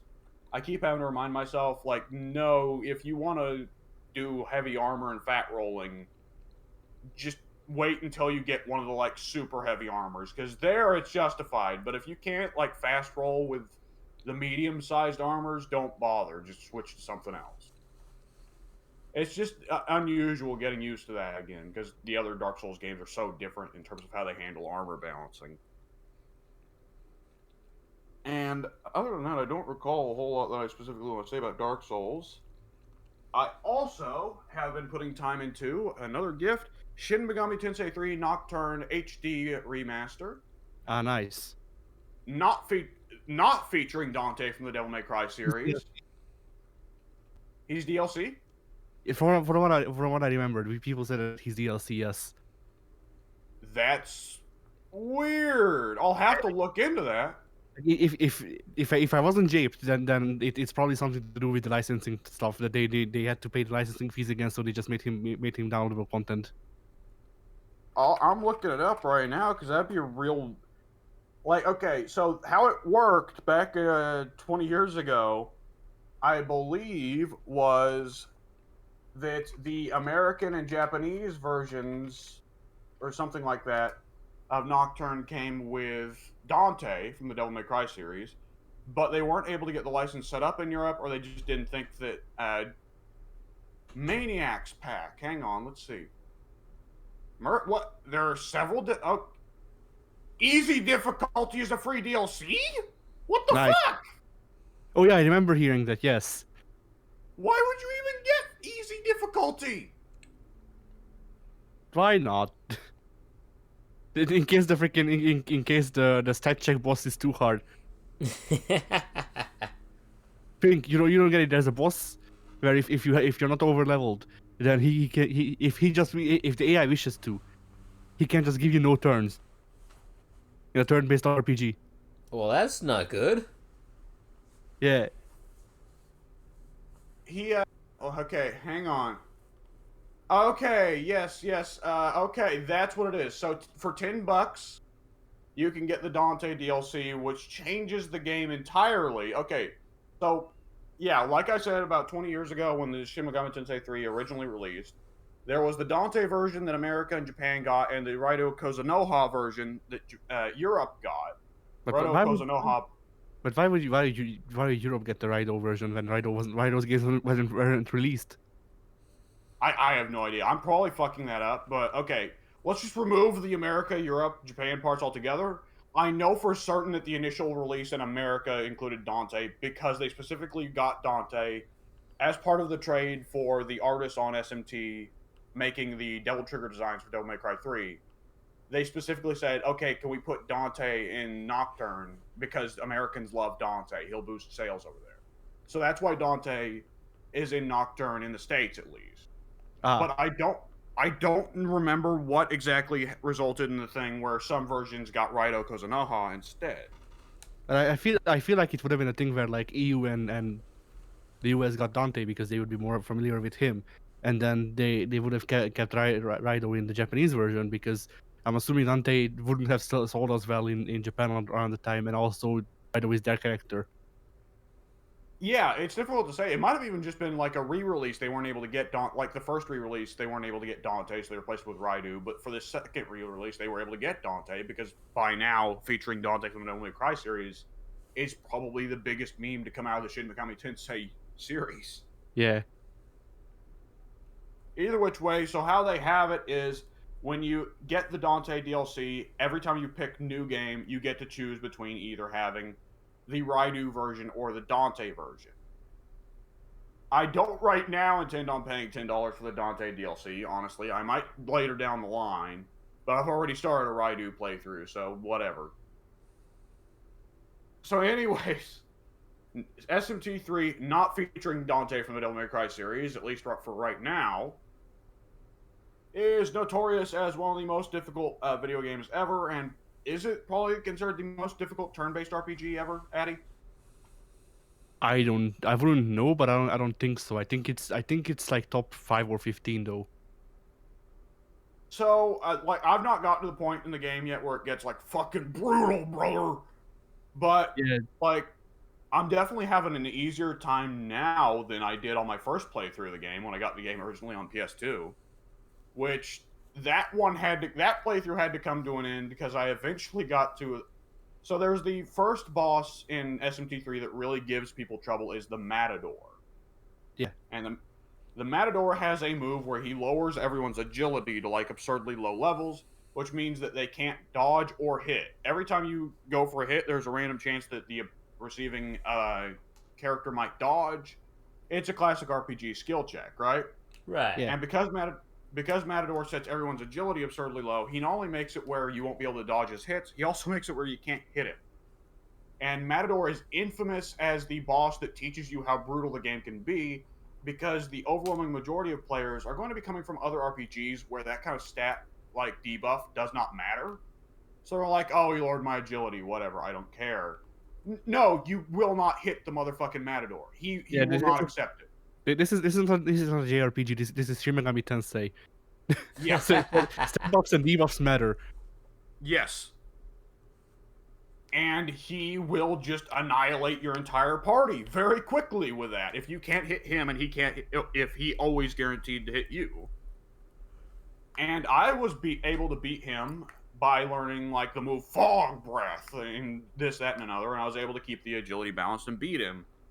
And then I proceeded forwards, and I instead got whisked away to an area where it's boxed in and you can't leave. So if you want to go out and grind for more stuff or go and get new demons, you can't. And the only way to leave that boxed in area is to fight Thor. And Thor was a motherfucker who was killing my entire party on like turn 2. So I was like, well, Nice. shit. I didn't have any save points from before I got boxed in to fight Thor. So I was just fucked. And now I've smartened up a bit, and I'm using rolling saves. Now you're building the anti-Thor team. I don't know if such a thing exists. Thor's a motherfucker in that game. I'm pretty sure Thor is supposed to be like the recurring problem in that game. I don't remember exactly though. Alright, let's see. And the other game that I actually got to put a decent amount of time into these past 2 weeks, well, this past week since I got it for Christmas, WWE 2K19. So, 2K19 is really good. unless 2K22 surprises me and is actually good, which I'm cynical. I don't think visual concepts can get one right. Yeah. Oh boy, I'm very much on the cynical side of that fence. I think all three of us are. Like, I'm probably the most cynical, and I haven't bought a WWE game since 2K14. So, Like, and that was 2/3 of a THQ game that they just slapped their name on. Yeah. like, I appreciate that they're bringing in GM mode without getting rid of universe mode, but other than that, I'm cynical, you know? Yep.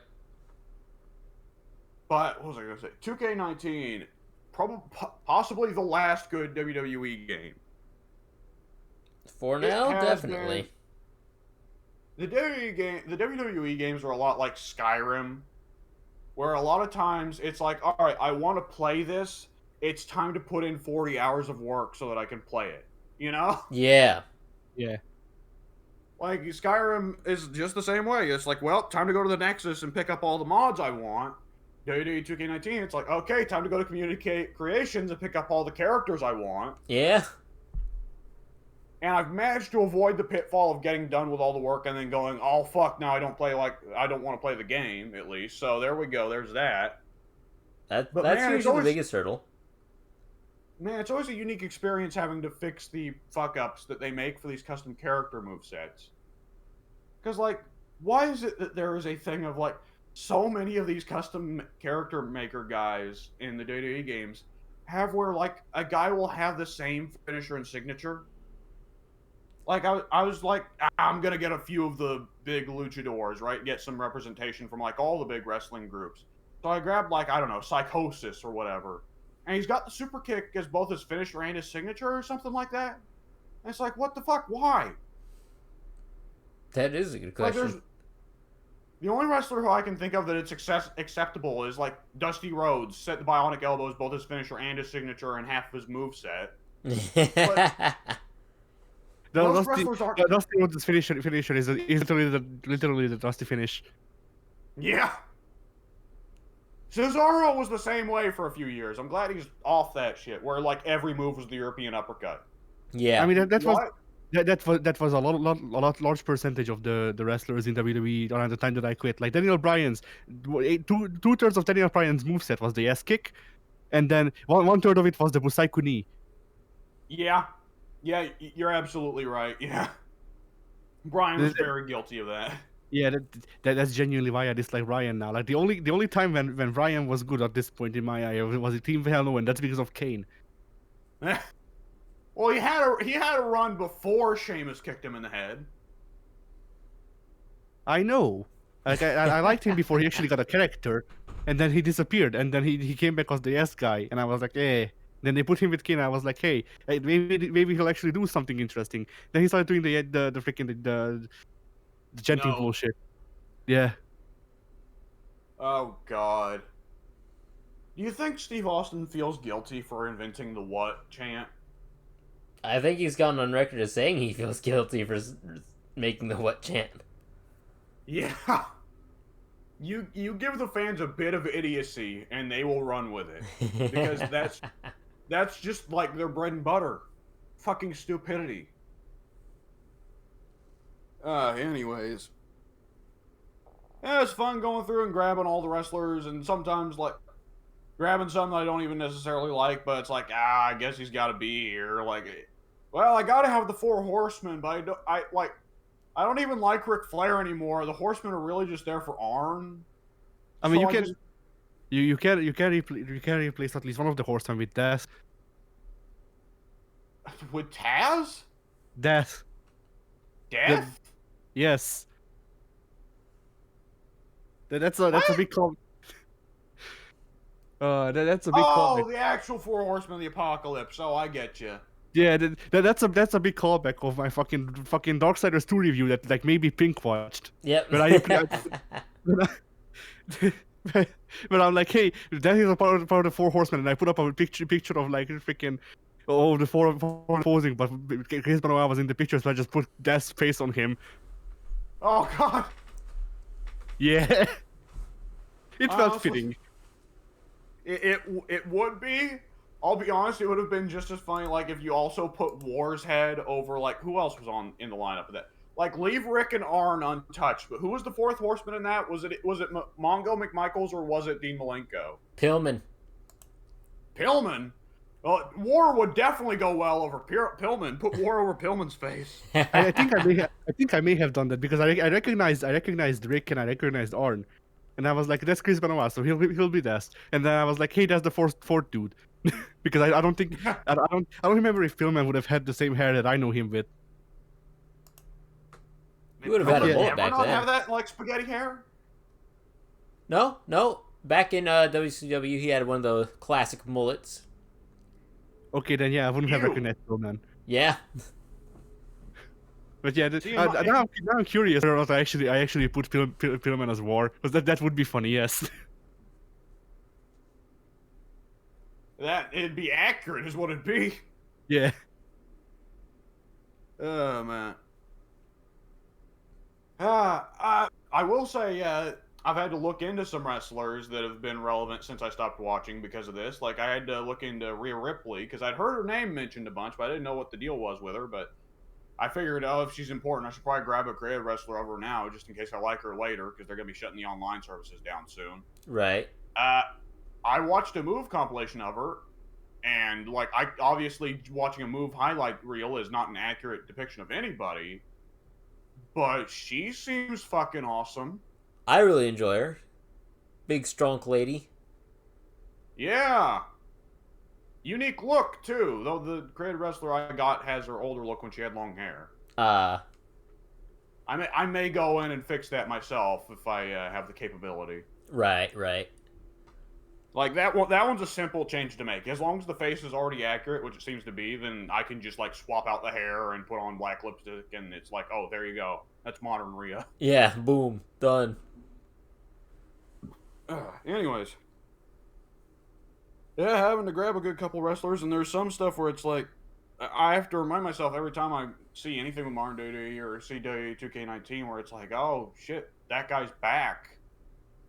I will never get used to Drew McIntyre not only coming back to WWE, but actually being relevant now. Right? Coming back to WWE, then becoming a main eventer, then main eventing in WrestleMania to win the World Championship. Yeah. I'm still waiting for Slater to come back like a roided out Hulk. Oh, God. He needs this job. He breaks down the Titantron. I need this job. I got kids. Jesus Christ. Oh boy, now I don't want to talk about wrestling. You mentioned Heath Slater.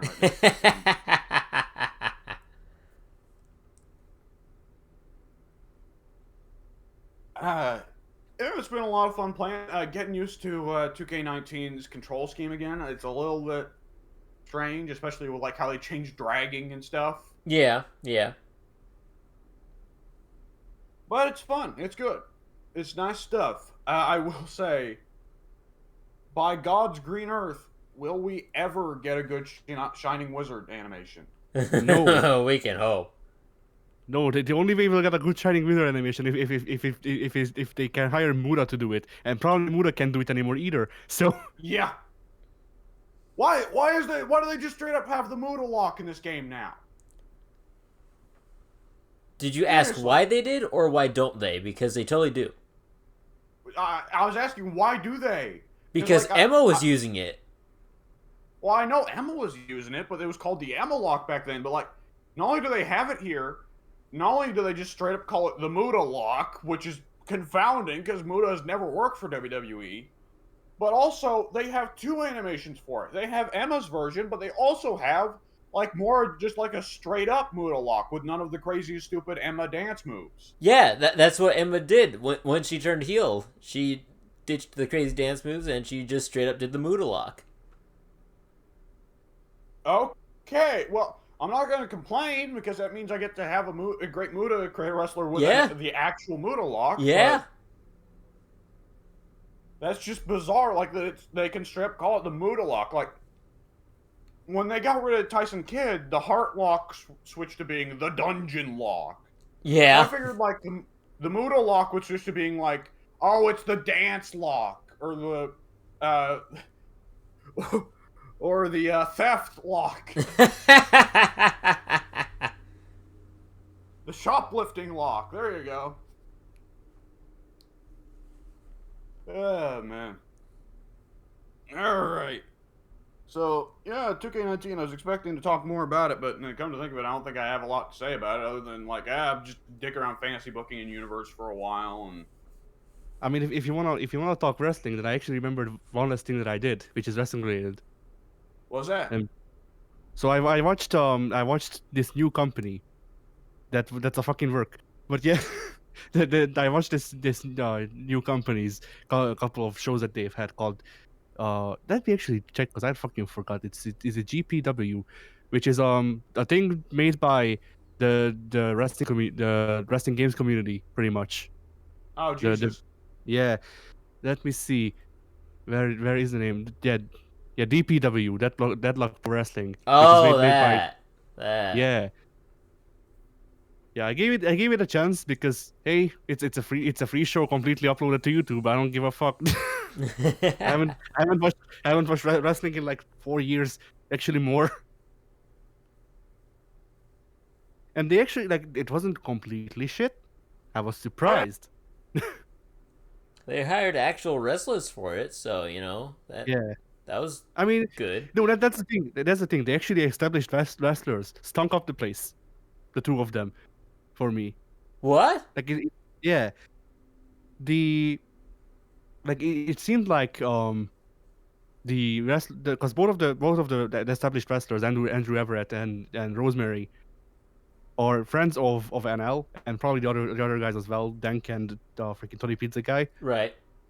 And because of that, it seemed like they were trying to do more of a comedic match, which I disliked because Andrew Everett. I don't know shit about Andrew Everett, and the way he was portrayed in this match, I don't like Andrew Everett. And Rosemary's character, from the way it was built up from the videos where she appears in just normally, and also just from the way that he did her entrance and stuff, it didn't seem like she was supposed to be like a comedic character, She's but not. but the way she was portrayed in the match was much more like you know she felt much more like how when Dracula appears in Scooby Doo Aha. than actually like scary as a character that's supposed to be scary. And the match was fine. It itself, like, there were some cool moments. It was all like shit that you would imagine immediately just upon like hearing the characters that they go for. But at the same time, it was fine. Andrew Everett was the worst one in that match because I get that he's tall and he can do flips, but it's the same thing that we talked about, like the Undertaker, and that's hypocritical coming from me because I like high flyers. I prefer high flyers, but like, man, do moves that are not fucking off of the turnbuckle or the ropes. It's fine. We get it. You're athletic. Right. But yeah, like it's one of those things where like, if he can do it, good for him. I would prefer if he actually like made that a part of his arsenal and a way to enhance the storytelling, and then use his size as an advantage too, because it felt like his size was of no use. Mm-hmm. And like, I get that it's partially like a joke that he's built a 7'2" or whatever, and that he's Andre's son. Right. But like, it work the gimmick. If you're freaking, if people say that you're a giant, behave like a giant. Yeah. And then if you can do flips, then when you get really beaten, then do a flip. But only once, and only once in a while. At that. Indeed. Yeah. I mean, Randy Orton can do a shooting star splash. That doesn't mean he should. He should do that into an RKO once. That is that match. That is that match. The freaking the super RKO. Yeah. He just does both halves of the time he RKO'd freaking Evan Bourne. What? He transfers to the ground and RKO's himself? What? Yeah. Yeah.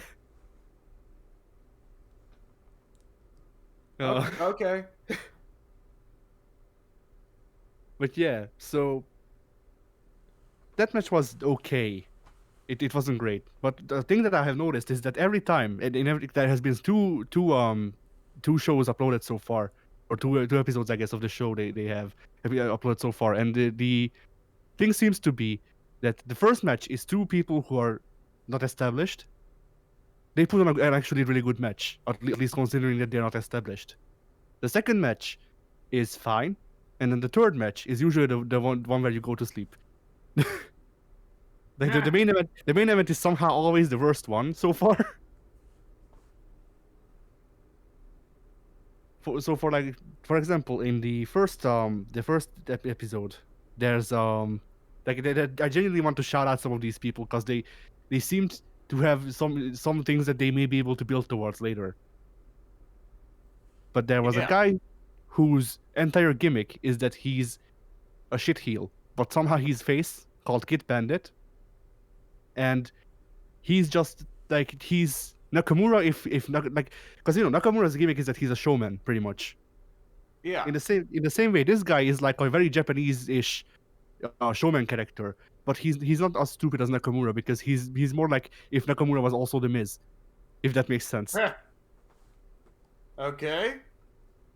And there were these great storytelling parts in the match because he faced off against a guy whose name I'm forgetting, that was very straight-faced, which was a good decision to have the guy whose gimmick is that he's very goofy go against the guy who's very straight-faced, and then have the goofy have the straight-faced guy make fun of the goofy guy for being goofy. Yeah. It also really worked for me how they worked the crowd with the match because the crowd apparently were really behind Kid Bandit, and which I guess makes him on face. Now I don't know I don't do new kayfabe. It's hard. But yeah, so the crowd were really behind Kid Bandit and him doing these big like flamboyant moves and stuff like that. And then the other guy would just always, well, not always, but a lot of times the other guy would out wrestle him and stuff like that, and he ended up losing because he was showboating, and I just like that. Like that's something that I don't see. I didn't see a lot in wrestling when I quit watching it. It also like it plays into the actual characters of the wrestlers. Kid Bandit is supposed to be a flamboyant asshole. He played a flamboyant asshole. He lost because he was a flamboyant asshole. And that's very basic, but it's more than you can expect at this point, apparently. Yeah. Very true. Then even in the second match of that show, which wasn't as memorable to me, they had one half of the first tag team that they introduced go up against a guy called oh bloody hell, I'm forgetting his name, but there's this big like freaking it's this monster guy. That's the best way I can put it. Like the type of character that Big Show and Mark Henry played when they weren't being made jokes. Yeah. Yeah. And they actually like did it good. The guy, I think the most the guy fell was I think he fell on his knee once after the guy did a suicide dive on him 3 times in a row. That's a good way to set up an actual like when you're building up a big man. That's a good way to set up a big man, especially considering the other guy. Yeah, go ahead. Not to suggest that the suicide dive has not already been entirely demeaned as a wrestling move, but that kind of demeans the suicide dive. I mean, the suicide dive sucks, so whatever. If it has to happen, then I'm glad that it actually like works towards something.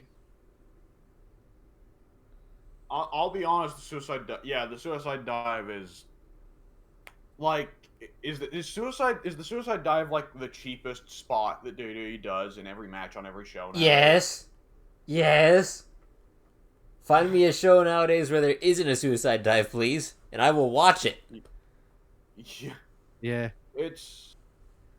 It's always the thing is like it's always played up as being impressive. The only impressive part is that if he misses, he fucking dies. But like if it actually connects, it's pretty well like he just jumped off the top rope. So yeah, like if the flips have to happen, I like them actually. Like if the unnecessary flips have to happen, I like them building towards something at least. And Bojack, that's his name. They are Horseman? Yes. Okay.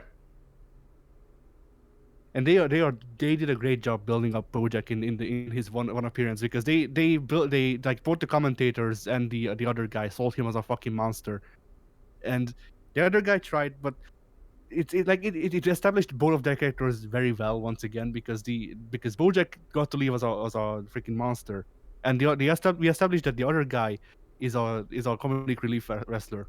Like his gimmick is that he's trying, but he sucks. Which, I mean, that's not a gimmick that most people would go with. But hey, if you can make it work, I suppose. It's a relatable Yeah. gimmick. Yeah.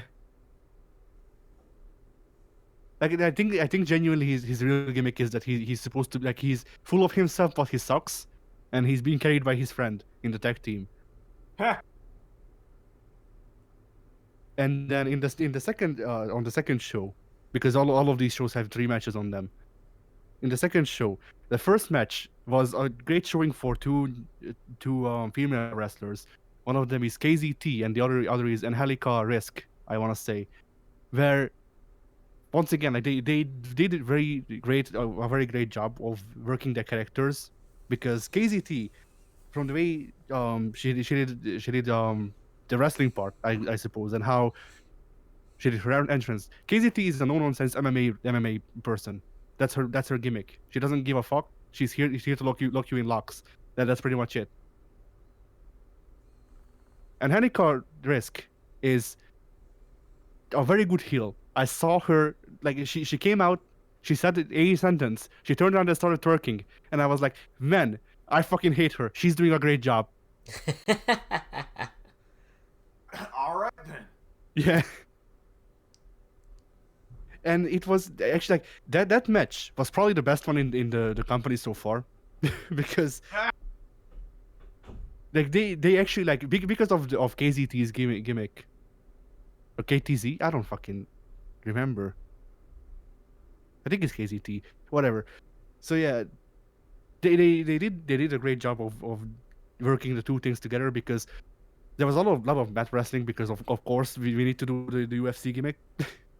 So there was a lot of mat wrestling and locks and stuff like that, and they kept working the arm, like they kept building towards the arm lock that never got locked in, and freaking Angelica Risk was a very good heel, because she, like, whenever she wasn't being locked into a lock, she talking the audience, her opponent, or the ref, in that order.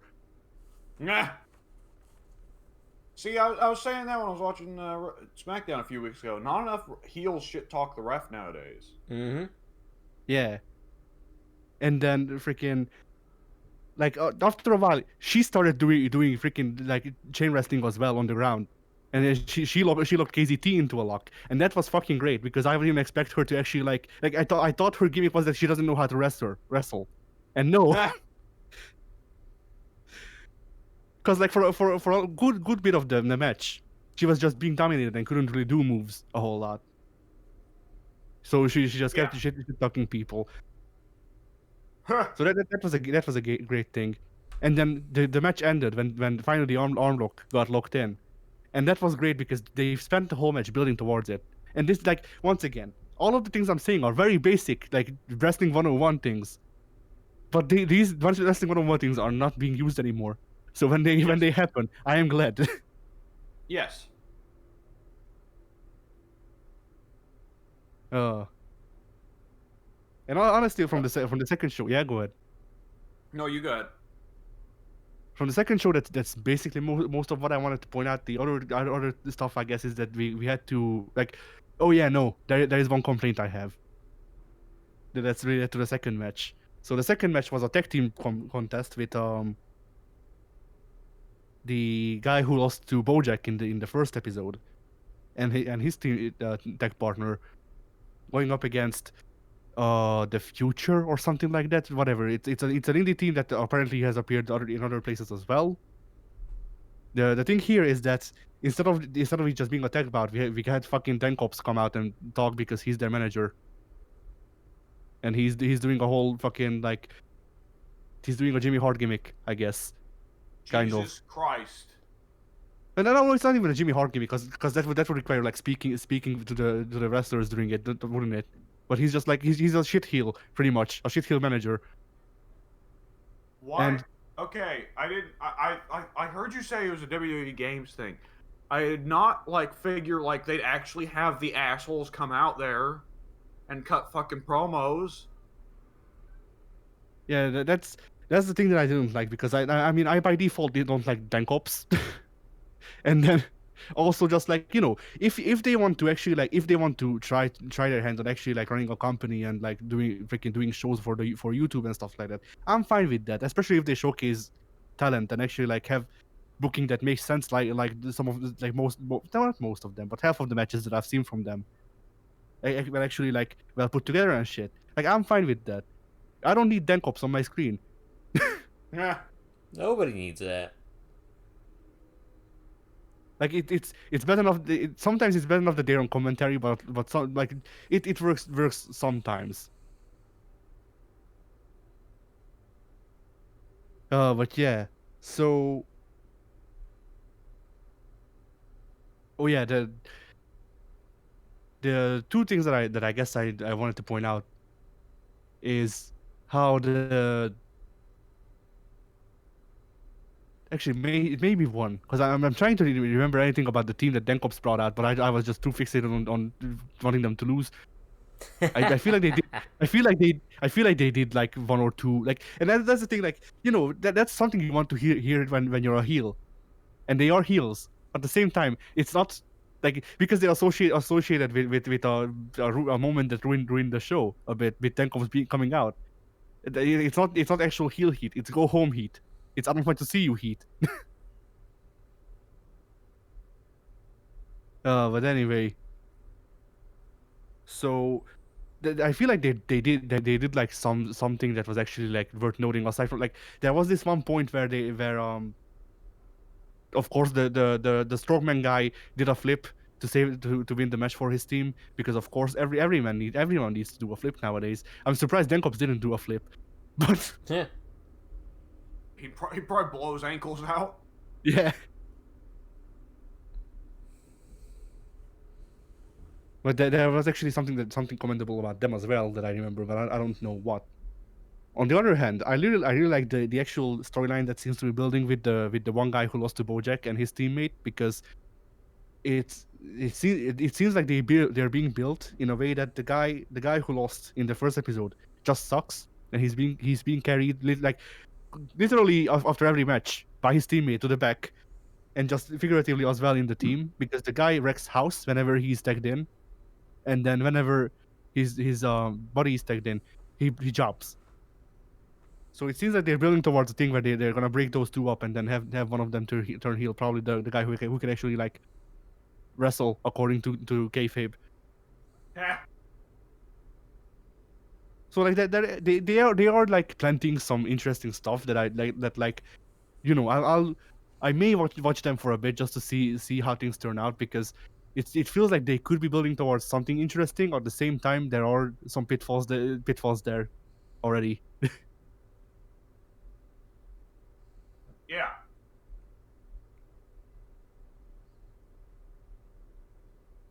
And yeah, I guess what all this freaking discussion of this boils down to is that Eddie really misses people who work gimmicks and like Don't we have all? have personalities. Yeah. Because like I'm sure that if I saw any of these matches, like, I don't know, back when, I don't fucking know, back when I could point out, but like, I guess the latest would be the like mid 2000s, because there were some people around, like Booker. Yeah. But like, yeah, I'm sure if I saw these matches at a point where people actually were allowed to have like gimmicks and storylines and stuff like that, on top of doing good wrestling, then all of these matches would suck. But we're at a point in time where it seems like you need to choose between storylines and wrestling, and like, the best storylines can ruin good wrestling. I mean, it's just the same is true for the opposite. But yeah, you need to strike a balance, as all things should be.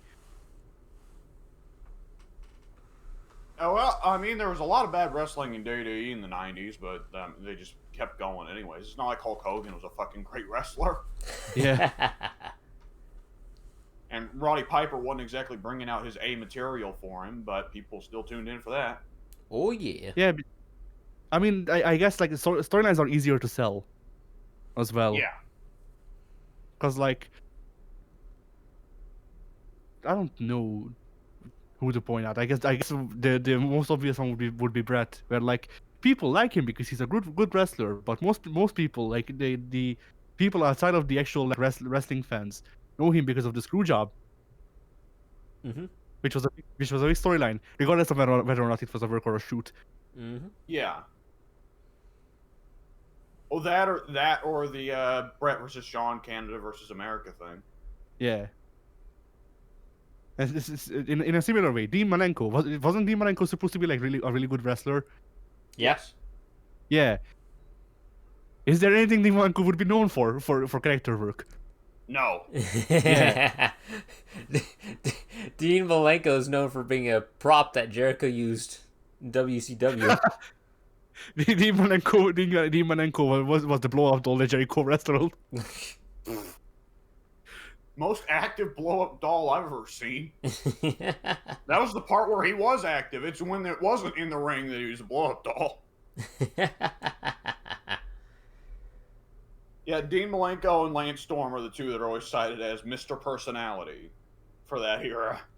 Guys who were great wrestlers, could not cut a fucking promo, could not fucking just have a charismatic presence. Yeah, man. Yeah, and like it especially like if you wanna discuss whether or not freaking like whether or not a character sells a person or not, Goldberg cannot wrestle, cannot cut a promo. I fucking love the guy because he's just so imposing. Yep. Yeah, Goldberg was a combination really of a look and booking. Yeah. Yeah. Like there was nothing else to him. Couldn't even cut a fucking promo, but he had such a great look, and the bookers made him seem unstoppable. How many guys are there like Goldberg who are almost entirely just carried by the booking, but didn't really have anything to them? Hogo. Every other Goldberg clone. The thing about Goldberg clones is they never had his intensity because they knew they were playing a character. Goldberg was just straight up Goldberg. Yeah, I mean, Ryback, I guess. I'd say yeah, go on. I wouldn't say any of the Goldberg clones ever like were able even to be booked properly. Ryback was never booked properly. I mean, at the beginning, he was booked all right, and then 50-50 booking kicked in. Yeah, Goldberg was... Pardon me, not Goldberg. Ryback was booked just as well as Goldberg leading up into his title match with CM Punk. It is after the Shield debuted and beat him down that he never recovered from that angle. Yeah. They never again booked him as the unstoppable monster that he was. And Goldberg also had where the show started to kind of like warp around him. Yeah. Where suddenly a lot of the NWO's focus was how can we beat Goldberg? And you had Jericho going around doing the like Jericho 3, Goldberg 0 stuff. Yeah. Where like Goldberg was so like dominant, they started booking other wrestlers based on their reaction to Goldberg, you know? Yeah. Yeah, freaking like I'm just imagining the NWO trying to figure out how to beat Goldberg, and then got to Chris Jericho beating him up in the locker room. But it's secretly Gilbert. Yeah. Which one? Both of them. Yeah. Oh man. But yeah, freaking like I guess another like one of those like monster type characters would be Albert when he came at Tensai. Like he was booked like a monster for a while, and then he got a clean win over Cena. Yeah, and then they just kind of dropped him. Yep. Yeah. That's the crazy thing. Like Tensai is not going to go in the history books, but he did get a clean win over Cena during Cena's 10 years of dominance. Yeah. And like there were not a lot of people who did that. Up until Cena's U.S. title run, where a lot of people got clean pins over him. Right. But either which way, come to think of it, Goldberg and the NWO were pretty much the same thing. Where like they were booked so strongly and started to redefine the show when they were booked strongly. But the problem with both of them was that the company didn't realize it has to end at some point. Yeah. Yeah. And like Goldberg did eventually end, though in a way that's considered kind of a wet fart. But like the NWO never really ended.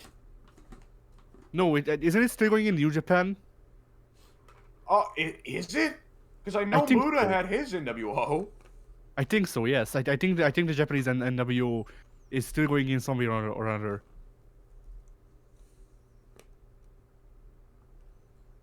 Like, Weird.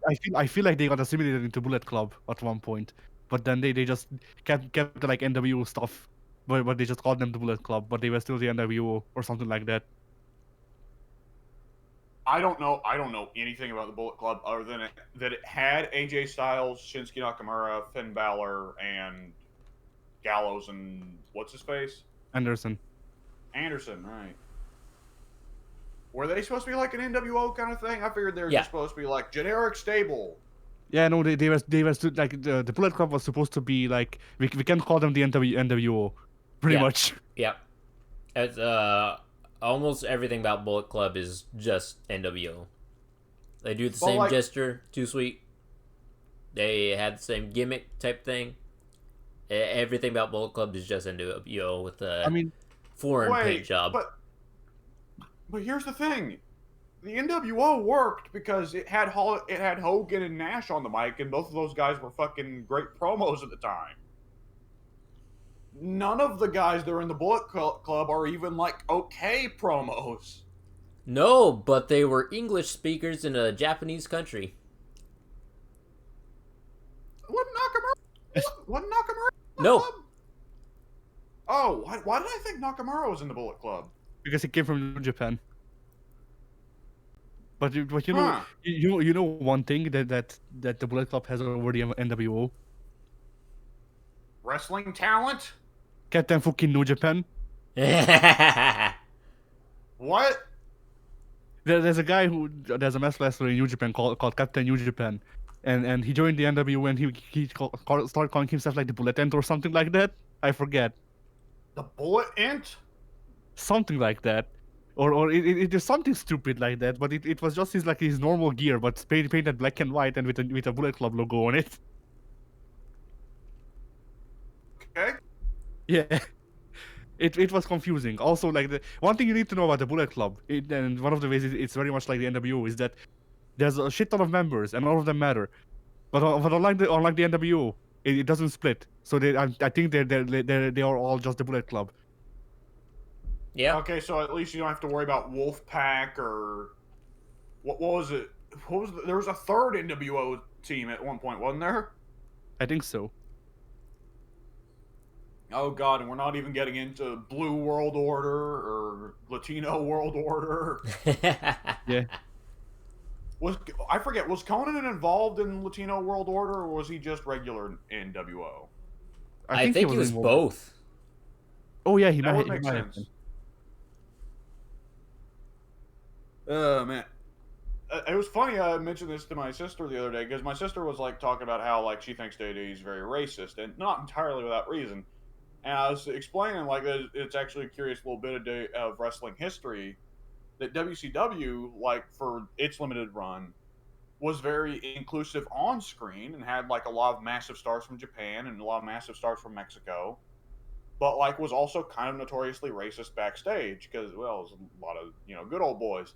Whereas WWE's the opposite. WWE's supposed to be, at least according to like Booker T or Ron Simmons or R-Truth and Shoots, is like very not racist backstage. Everyone gets along just fine. Yeah. And then Crime Time. But yeah, Crime Time, Saba Simba, let's see, Kai and Tai, the Mexicools.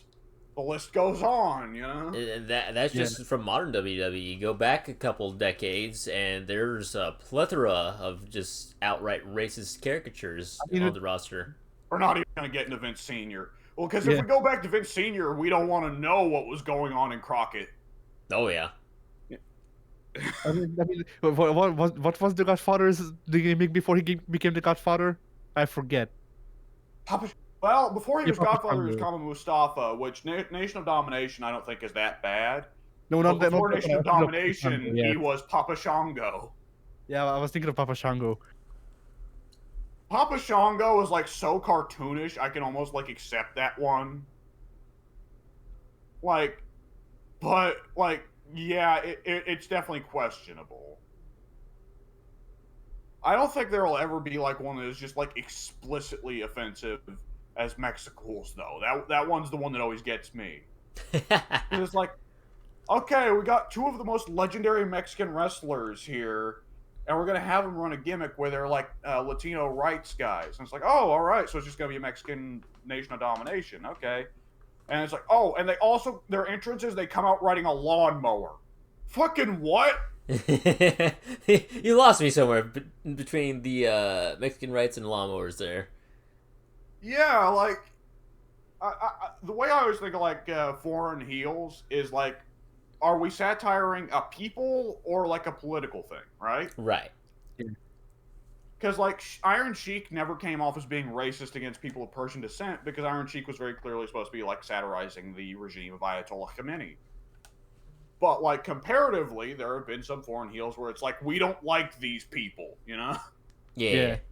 Rusev is the best one because Rusev was making fun of like Putin's Russia while coming from the place that Putin's Russia attacks constantly. Yeah. Wasn't Nikolai Volkov the same way, where he was also satirizing Soviet Russia, but he was like from one of the countries that gets most abused by Soviet Russia? I wouldn't know. Yeah, I don't do you actually know know where Nikolai is from. I'm looking it up. I can if Chrome comes up. Okay, here we go. And of course, we're not. Nikita Koloff was not actually even like from anywhere except Minnesota. Okay, Croatia. Nikolai Volk, Croatia, yes. Yeah, so not Russia. Yeah. Very different. Then next you're gonna tell me Bruno Sammartino is not from Italy. Oh. Next, I got an even better one. Next you're gonna tell me Bruno Sammartino is not even Italian American. I'm not sure of that one, but it would be funny at this point. Bruno Sammartino was 100% Italian American. Yeah, oh boy, yeah. have you Okay, ever good. listened to him talk? Well, no, what he was it when was Miss Elizabeth debuted? Where you're like, oh, what's that? Some kind of Hollywood model or something? The one. I one that always cracks. Sorry, go ahead. I was about to say the one that always cracks me up is saying Roddy Piper is Scottish when he wasn't even bothering with the accent. But no, you see, Roddy Piper is Scottish because he painted half of himself black and we had a coconut at one point, I guess. What the fuck? I don't know. Oh, let's throw out another one. Twice they faked Kofi Kingston's nationality. Okay, Kofi Kingston, Jamaican. No. Okay, you're right, guys. He's not Jamaican. Sorry. No, he's actually from Ghana. No. The guy's from fucking Boston. Nice. I mean, like, I know Cena's like, were they worried he'd step on Cena's toes? That Cena was supposed to be the Boston guy? Right. Only one star and megastar that can be from Massachusetts, and I'm afraid Kofi Kingston, just not at that level, not at that elite level that John Cena's at. So Massachusetts is all his. You're gonna have to find someplace else to reside from. Thank you very much. It may be one of Vince's weird alien mentality things. Vince may have been like, no one's gonna believe that a black guy with dreads comes from Boston. No one's gonna believe that black people exist in America. Don't be ridiculous. Like, have you guys ever heard the story that Vince didn't want to hire Gail Kim because he thought that the average American finds Asian women unattractive, and Jim Ross had to explain to him, like, no, Vince, like, that's actually a very, very common fetish. Jim Ross pulled Vince to the side and put in Pacific Rim job. Kim was hired later that day. What the fuck?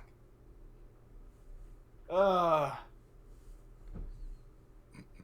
I remember Jim Ross once said that he doesn't think Vince is aware of the existence of internet porn, and that one day we may see Vince come out of his, like somebody may tell Vince one day, and we just see Vince walk out of his house with the one massive right arm. Yes. No. We won't see him come out with one massive right arm. He'll just suddenly continuously start going to the hospital to fix his elbow.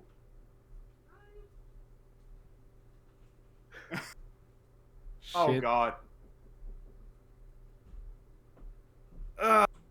All right. Yeah, I did watch SmackDown last week before Christmas Eve. Nice. Yeah.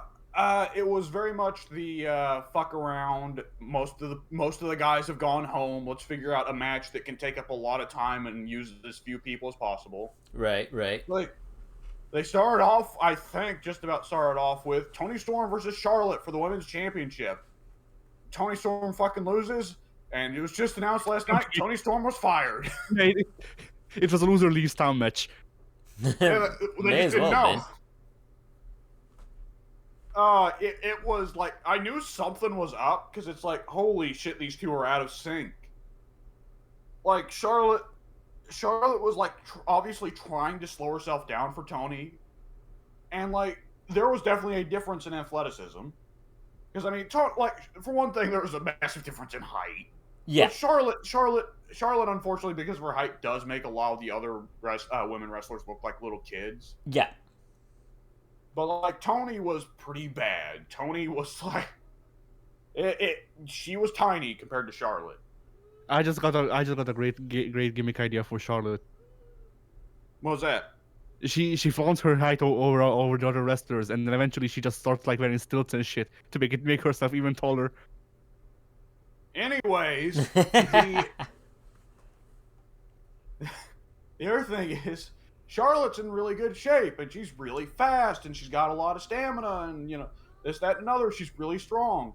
So Toni Storm, in this case, you'd have to assume like, okay, well, in order for them to make Toni Storm look like a realistic threat to Charlotte, she's gonna have to be like so much faster than Charlotte. She's gonna have to be so much more agile than Charlotte. She's gonna be after hard for Charlotte to get her hands on. Nope, slower. Yeah. And Toni is not fast, athletic, or agile in any way. She's actually rather short and stocky in her own right. So yeah, she's got this weird mixture where she's not big enough to do the power game, but she's not small enough and athletic enough to do the quick, fast-paced stuff either. So she's small enough, but she ain't athletic enough. yeah, it's a deadlock there. Yeah. And it was just like they tried to do a spot where Charlotte Irish whips her and then tries to run after her, and Charlotte visibly has to slow down because she's like, "Oh shit, Toni's not actually running that fast." And just several spots where like they're supposed to go for a move and Toni's out of sync and like kind of doing the move to herself or doing it too early, and it's just like, "Oh Jesus, what the hell?" Mm-hmm. And it was like bad, where it was like obvious Charlotte was doing what she was supposed to and Toni wasn't. And it was just kind of like, well, I believe what I posted on the forum was they needed to end this feud urgently and put Toni with someone who can cover for her better because she looks terrible right now. She looks like, I guess so. What I figured was, oh, Toni's new to this, right? Because they just brought her on a year or two ago. Right. She's not used to the style yet. Put her with someone who's a little more protective of new guys. And fuck, I guess it was just like, fuck it, she can't be helped. Later, bitch. I still have my doubts that they just straight up fired her for monetary or television reasons. I think Toni wanted out. Toni was caught stealing Vince's porn stash. Was stealing out of it, at least. That would be concerning. I don't want to know what that looks like. It's probably hundreds of tapes of Sable. Oh no! It's just like shit. So you know how Brock Lesnar that only wrestles like 4 times a year? Yeah. Yeah, he has a full-time contract. We just don't know it because the rest of his appearances are having to make snuff films for Vince. Snuff films? I don't think you know what snuff films means. Isn't Probably that not. murder? Ah, Yeah, that's what snuff films are. the last time I saw it used, people referred to freaking homemade porn as that. Okay, word of advice: do not use that term for it, regardless of whether or not you think like it may actually be accurate in a given case. All right. Just stay Maybe. on the safe side on that one, because I don't know how it is in Europe, but here in the States, like a snuff film 100% means recording video of killing someone. All right. So that is a term to be careful with. Yeah. But yeah, Brock just records homemade porn for Vince. That's his. That's his freaking. Yeah, his contract. Man, for a second I thought you were saying like Vince was sending victims to Brock for him to murder on tape, and that's what Vince gets off to. I mean, maybe, who knows? It is Brock. It is Vince. Yeah. Oh man. Which I gotta say, one of those things. I've been tuning into SmackDown and not Raw. I can't watch Raw because it's on USA and we don't receive that out here. This is like we can only watch SmackDown because it's on Fox, and I live in the country, so of course Fox is available to everyone. And supposedly I'm missing out on. Well, for one thing, there are several wrestlers on Raw that I wish I could watch, because that's where Shelton Benjamin is. That's where Rhea Ripley is. That's where like a good couple other wrestlers are that I want to watch. Like, I want to see Matt Riddle and see what's up with him. I want to see Austin Theory and see what's up with him. Missing out on all those guys. But also, Vince apparently makes a lot more appearances on Raw. I've only seen a little, like, flash of a little bit of Vince on SmackDown, and he looks like a fucking corpse. He does. He looks like He's looked pretty messed up for a couple years now. He looks like somebody is doing the like Weekend at Bernie's to him. Yeah. You just don't see it, but there's Bruce Pritchard and John Laurinaitis behind him with their hands up his ass, puppeting him. You know? I don't know why, but Vince's voice just sounds so much lamer now. It's just like, hey, you gotta do the match. Fucking hate John Laurinaitis. Fuck that clown. Anyways, the only other thing that really happened on SmackDown was they had a match. I want to say they had a match. It was like they've been doing Shinsuke Nakamura and Rick Boogs versus the Los Lotharios for a good long while now, and I don't know why, because it's just like it's a feud of they go out and have a tag match every week, and it's like, boy, no one at WWE knows you're not supposed to give the match away for free, do they? It's the universe booking. Yeah, exactly. Thank you. And it's like, okay, so one of these guys, I assume, is going to at some point challenge Shinsuke in a singles match for the Intercontinental title, because Shinsuke is Intercontinental Champion right now. And no, they have, like, this last week, just a match where it's like, oh, it's just Shinsuke versus Angel? Which one is it? There's Angel, and who's the other Lothario? Umberto. I think it was Angel then, was the one he went against. And, like, Shinsuke just squashes him. No! Like, that's my boy! What the fuck kind of feud is this? Like... Shinsuke Nakamura wants to quit and we don't want him to do so. Yes, almost certainly it's going to be part of that, because Shinsuke almost certainly is getting a lot of offers from AEW, because Shinsuke is mark bait, and AEW loves marks. But, like, this is just, like, biding time. Like, this is just piddling to fill airspace, isn't it? Yep. Oh. And they had a gauntlet match to do the rest of the show. It was a fucking hour and a half long gauntlet match, which I'll admit is the most wrestling I've seen on WWE in a long time. It was a 12-man Merry fucking Christmas gauntlet match. I don't even remember what the reward was. I think it was a shot at somebody's title. I don't remember. It's not going to be a shot at Roman's title, because Roman is obviously going against Brock, so I guess it was supposed to be a shot against Shinsuke? Yeah, I think it was supposed to be a shot against Shinsuke. And it was transparently just a thing of, like, most of the guys are out for Christmas Eve, spending time with their families. So we brought out everyone who was willing to take the payday or didn't have families or wasn't Christian or whatever. Right, yeah. And it was all... Okay, so gauntlet matches are just stupid on their face, right? Yeah. When they're done... Yeah. Like, if they can be accepted if they are like, okay, the GM is a sadist and just wants this guy to get the shit kicked out of him by 5 different guys. That can be accepted. But even then, the guy should not make it past guy number 2 or guy number 3 unless they're fucking jobbers, you know? Yeah.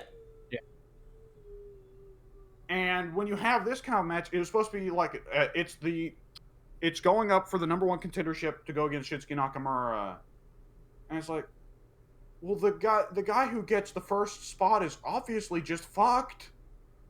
And it's not like the Royal Rumble where it's like, okay, well, whoever goes on first can just hide for much of the match, right? Because that can at least be justified because there's always dudes coming out, regardless of whether or not dudes are getting eliminated. Yeah. So you can just hide somewhere in the puddle of men. Mm-hmm. But like a gauntlet match, the next guy doesn't come in until the previous guy got beat.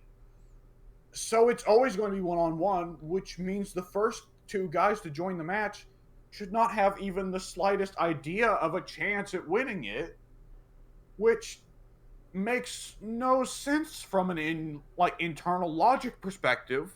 Why would any like genuine booker make this match where it's like just explicitly from the outset, okay, the first 2 guys to get in the ring should just give up immediately because they're not winning? Yeah. Oh God.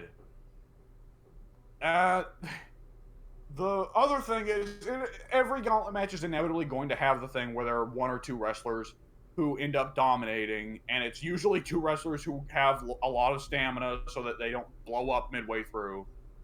And yeah, it was pretty obvious this time because they have like, oh, it's so and so, it's the other Los Lothario, and I don't even remember who, some asshole. They get eliminated pretty early, and then it's Sheamus, and Sheamus carries the match for like 4 or 5 opponents. And then Sheamus finally gets eliminated by Ricochet, and Ricochet carries it for like the other 4 or 5 opponents. So it was transparently like they just pulled Sheamus and Ricochet aside and said, hey, you guys we know we can trust, we're going to need you to just carry this whole fucking thing, okay, guys?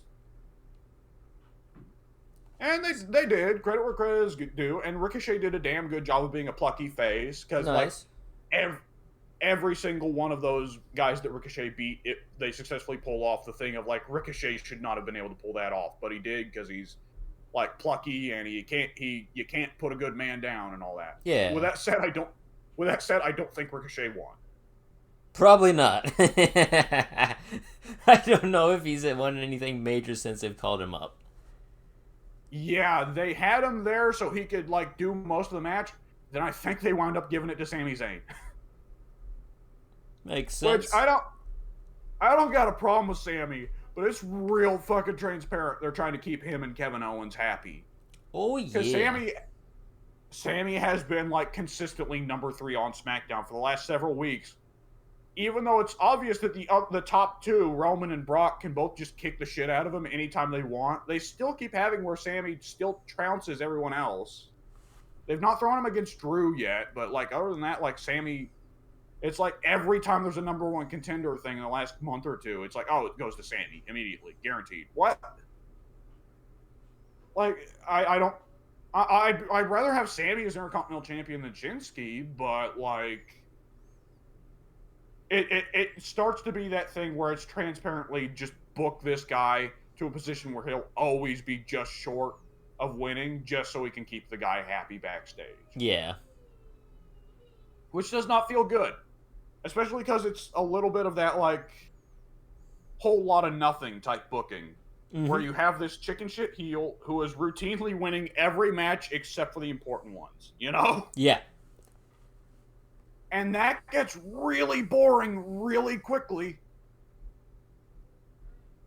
All right. So there's your wrestling talk for the day, because that was pretty much all there was. Oh, wait. I forgot. That wasn't the last match. The last match was Usos and Corbin versus Kofi, Xavier, and Drew McIntyre, I believe, in like a Christmas street fight, right? That just sounds awkward. Yeah, for one thing, the ring was surrounded with Christmas trees and all this and that and the presents and so on. Good deal. And they had to go for the meme. They had to, especially with New Day being out there.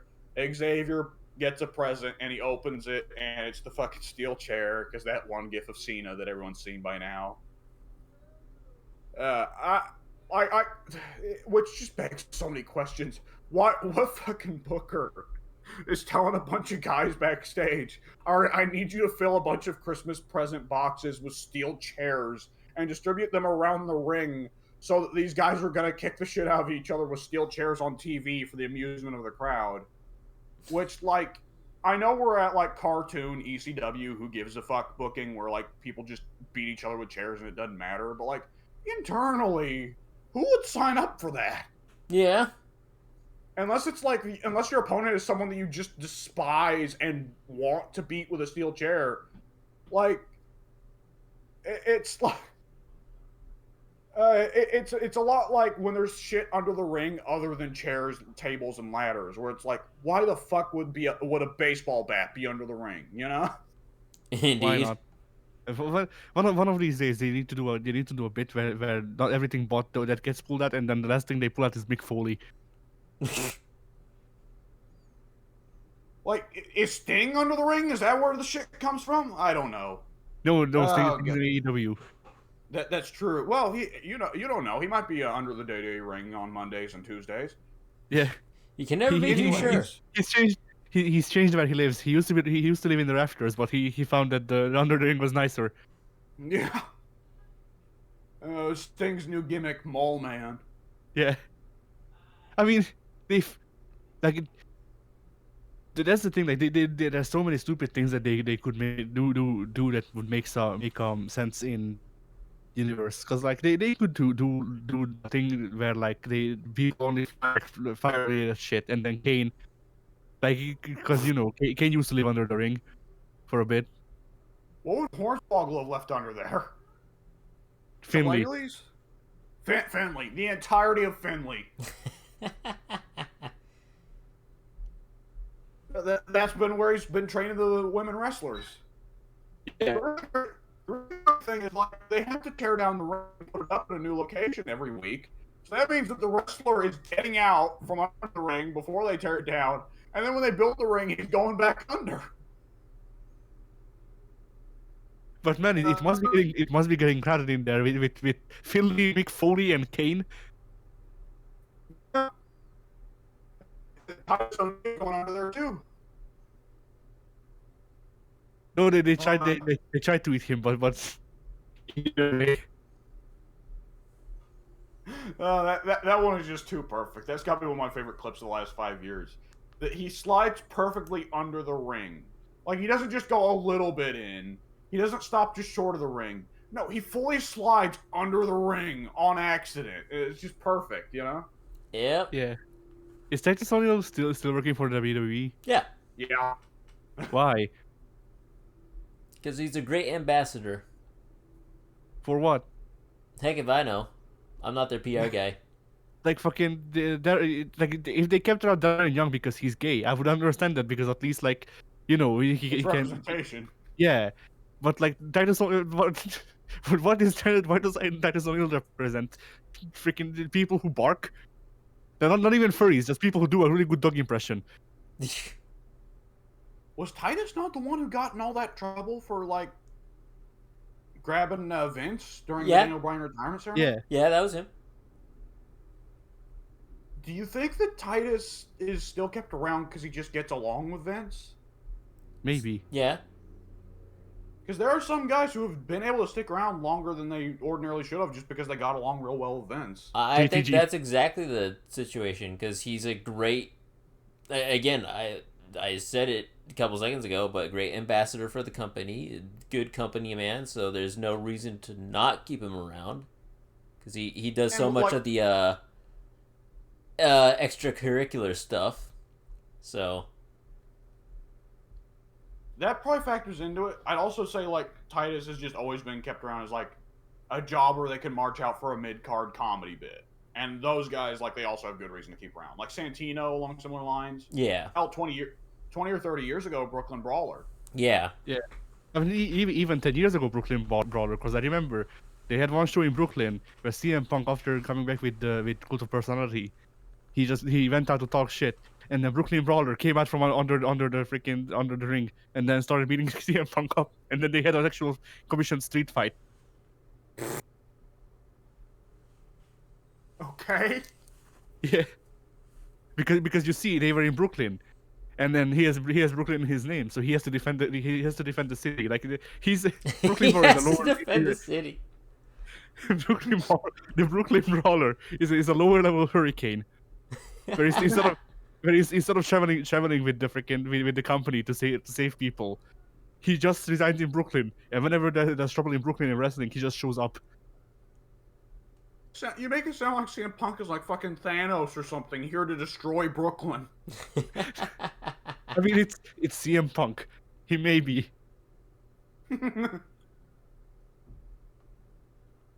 Oh man. Well, the really great thing was there was a whole. Okay, so this Christmas street fight, they do the dumbest spot I've seen in a long, long, long time. The Usos are at ringside. Xavier brings in 2 trays of Christmas cookies and gives them to Kofi. Kofi climbs up on the top turnbuckle and dives off the top turnbuckle to do kind of like I guess, he just does a diving like cookie tray drop on either of the Usos' heads. And it's like those little cheap clear plastic cookie trays. Yeah. Like red and green.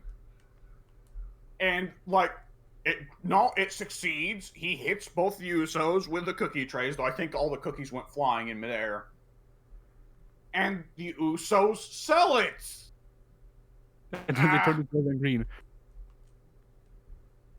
And then they have a very lengthy segment where, like, Xavier Woods dumps eggnog on Baron Corbin's head, which means nothing because Baron Corbin is fucking bald, so it just glides right off. But no, you don't get it. He's gonna have so hard of a time getting the freaking the eggnog out of his head full he sees. And they realized that was kind of disappointing, so they then have Drew fucking dual wielding gallons of eggnog, which he dumps on both Baron Corbin and Madcap Moss's heads. Which Madcap Moss, it looks like it would actually trouble him because he's got a very, very long set of hair. I genuinely thought you were going to say Drew McIntyre just walked to frame dual wielding 2 claymores. Speaking of which, he did claymore Madcap Moss afterwards. he just fucking cut off Corbin's head. I don't remember for certain. I think he may have pinned Madcap Moss for the win. I don't know. I don't think Madcap Moss was in the match, honestly. I don't remember for certain, but is that considered acceptable to just pin the manager and get the win? Why not? We're adjusting the rules as we see fit. I mean, is it really pinning the referee when instead of pinning him with your weight, you pin him with a claymore to the ring? Yeah, it was. I remember. Well, that whole sequence goes on for 10 minutes after the Usos get hit with the cookie trays, of them getting the eggnog dumped and like Madcap Moss getting claymored and all that.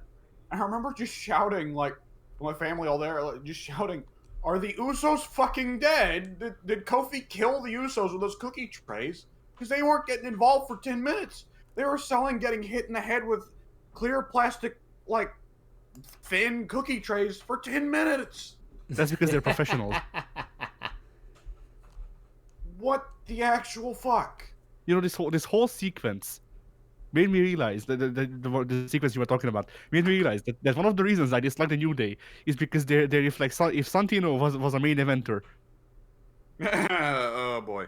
Well, Santino, to be fair, all of Santino's moves were jokes. When Santino wrestled seriously, he still wasn't. Santino didn't wrestle seriously, ever. Like, that's one thing. Like, Kofi, Xavier, Big E, no matter how many stupid gimmicks they do, they can still turn it off, right? Which is the one, like, the saving grace comparative to Santino. Like, Santino did his comedy bits to such an extent that even if he started wrestling seriously, you wouldn't be able to take him seriously. You guys know what I mean? Yeah. Yeah. I mean, it would have been interesting if they just like repackaged his Cobra with was the mandible claw again, and then he just becomes mini mankind. Oh God. Boy kind. Boy kind. It's terrible. All right. So, the one last thing I wanted to mention, because I only just now remembered it. So last week, well, the week before last week, they had Paul Heyman eat a Superman punch. And Roman said he was fired. He's not his manager anymore. All right? Yeah. Right. Well, on the Christmas Eve SmackDown, they had Paul Heyman come out and do an interview with Kayla Braxton, which, God, I hate that name. And And Heyman and Roman stood under the mistletoe, and they made up. and Paul said, like, oh, my career might be over or something or other. And they then did this massive, like, package video showing Paul's career and, like, actually doing a pretty good summary of it. Starting off when he was Paul E. Dangerously in WCW, then moving on to ECW, then the Invasion angle. Which, amusingly, they blame on Paul why the Invasion angle didn't work, rather than just overall fucked booking. Then the Lesnar comeback, and then Lesnar going away, and then Roman picking up Paul. But the goofy thing is, they have Paul Heyman repeatedly say, like, I've served his family for 30 years. I've served his family for 30 years. I've served his family for 30 years. Which I find it a little weird. They can't out and out say the Anoa'i family, because technically he's called Roman Reigns and not Roman Anoa'i. Oh, yeah, But yeah. what makes it doubly stupid is them doing that long segment showing Paul's career, and it's like, well, what? Like, they show the entirety of Paul's career. He wasn't managing a fucking Anoa'i until he was managing Roman. Yep. Like, I mean, far be it from WWE to just bullshit stuff into existence and pretend things aren't the way they are, but they are actively, like, disproving their own lies on the show. No, but it's cool. Those were the cutscenes that were just when he was managing NOI people. I guess. They Like, maybe if they had couldn't fit that into the runtime of the show, sadly. So they had to cut those parts out. You just had to believe Paul. And yeah, it could be easy to explain by just having Paul explain, oh, I didn't manage them as wrestlers, I've been managing, like, their finances or something, because that's what Paul says now. Oh boy, do not let Paul Heyman manage your finances, please. That's a bad idea, yo. Yeah, didn't he accidentally put Sunny into poverty by saying you would pay for, like, her house or something, and then he didn't, or something like that? Whoops, I mean, Paul daisy. Heyman put his own company into poverty. Yeah. Pretty easily. Oh, man. That's why he's here instead of running his own show. That is 100% true. So that's wrestling. All right. So the year retrospectives. Yes. It's been a year. It sure has been. Oh boy, I'm not so sure. You know, recently, I don't remember which video it was, but I was watching a video with my mom, and I'm like, oh, this came out like last year, and the video came out in 2019, and I went, oh.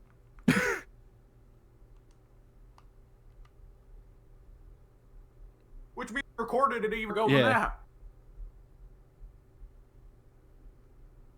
Yeah.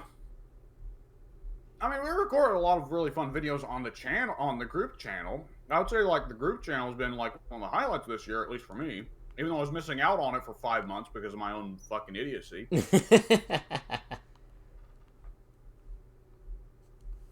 Oh, man, this is, well, it was the year we thought the pandemic would end, and then it didn't. Yep. It ended for a little bit, then it came back. Yeah. It ends for a bit, and then David Cage. Oh, God. Do not talk to me about David Cage. But he used David Bowie's blood to make the Omicron variant. Didn't you hear? Did we got our Game Awards reactions on recording, right? Yes. I need to go back and watch our reactions to Star Wars Eclipse. I believe most of that is in. Like Yeah, I don't remember because I had to cut around a bit just to avoid copyright for some stuff because people sung, and Yeah. also for B because there were a lot of like dead spots where it was just like you were out pissing, freaking soon was dying slowly, but loud. I was so dying slowly, but very quiet because it was 5 a.m. Oh man. The for the group channel, I'm just trying to. I'm gonna look up like just some of the videos that have come out over the last year because I remember a lot of the videos I did on my own channel because I'm in charge of actually uploading those, but I'm having trouble remembering the stuff that's actually Addie's problem to upload. There's an easy fix. I'll just upload the videos to your channel as well. Oh no! I'm taking over.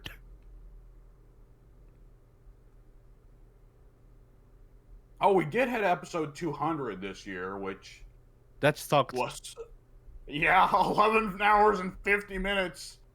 Like regardless of the runtime, the contents of that video suck. It is bad.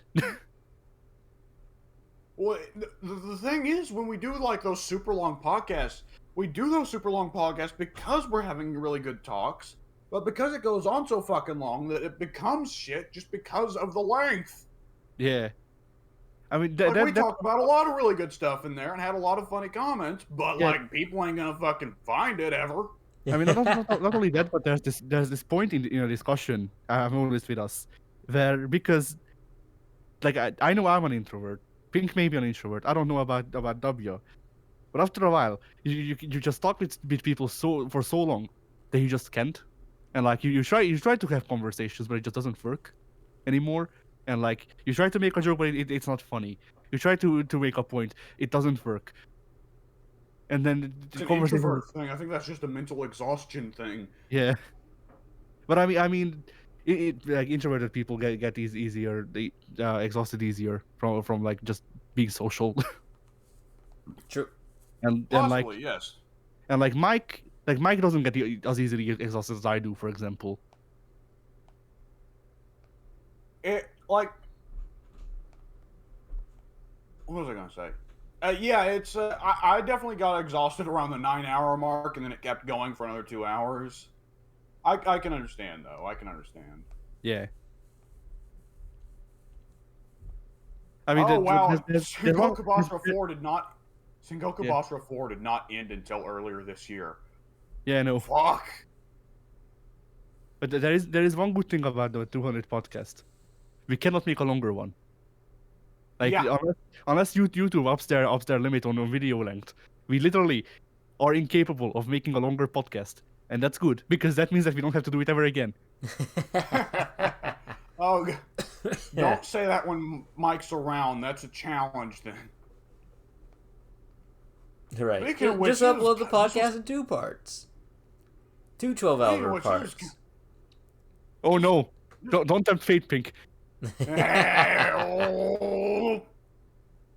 Maybe it's today. Who knows?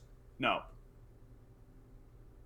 This was kind of the year of Mike a little bit. Him coming into the fucking channel with thunder a little bit. Because I'm looking back. Gang Beast. You remember Gang Beast? We didn't put much time into that, but boy, was that memorable.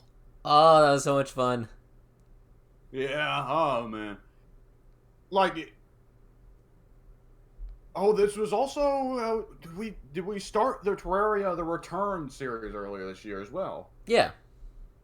Yeah, in March. Yeah, we didn't get to do much though. It feels like.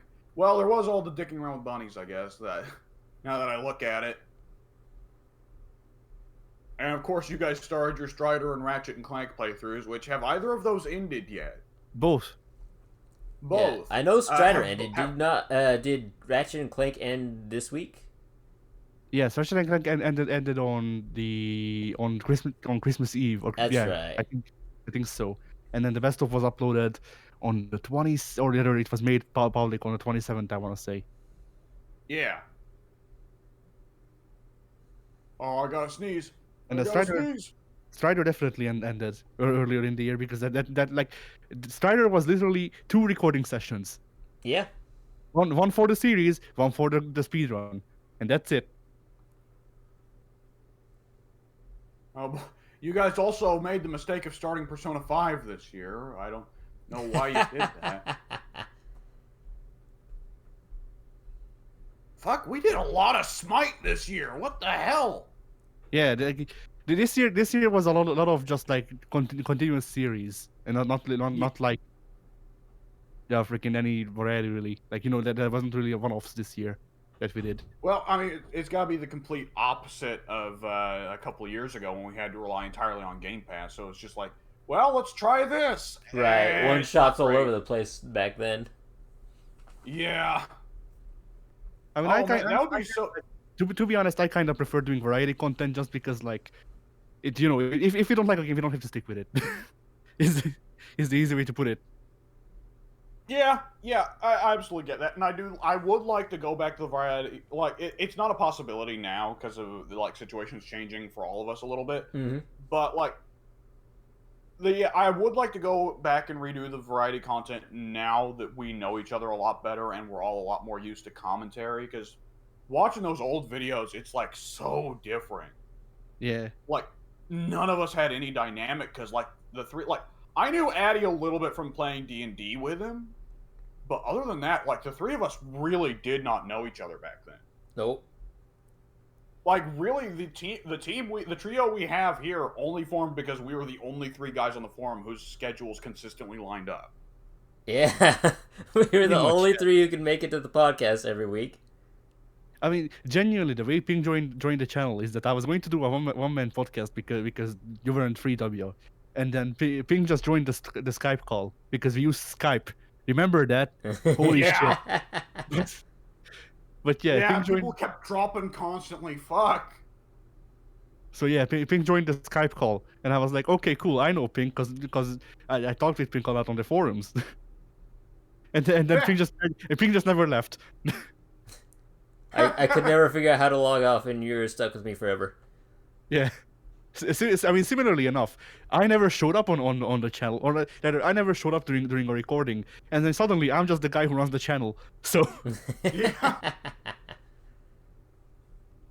yeah, I remember that was part of the explicit arrangement from the beginning because I was cynical about starting the channel up again because like the first initial run of the podcast, we had a lot of fun, but like getting people together was so much fucking trouble relative to what we'd get, and like only half the guys, if you were lucky, would talk.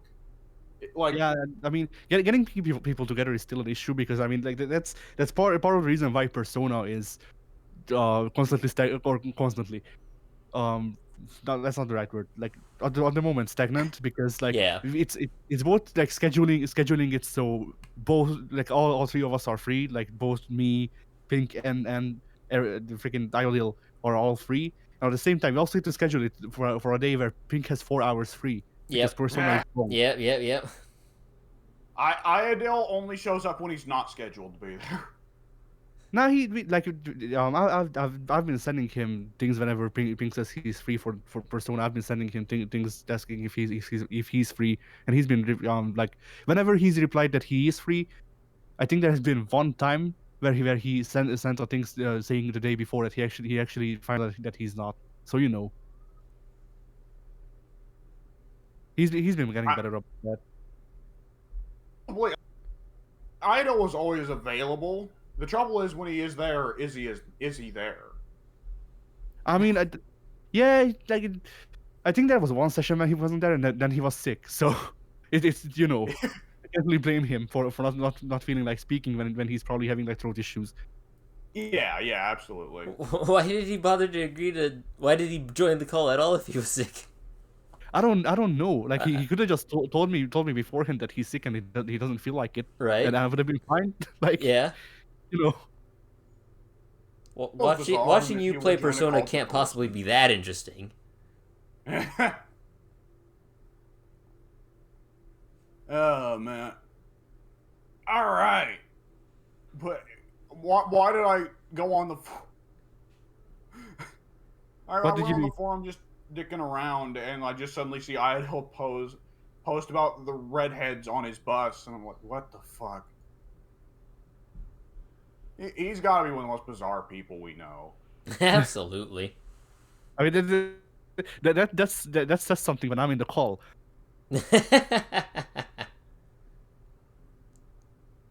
Oh man.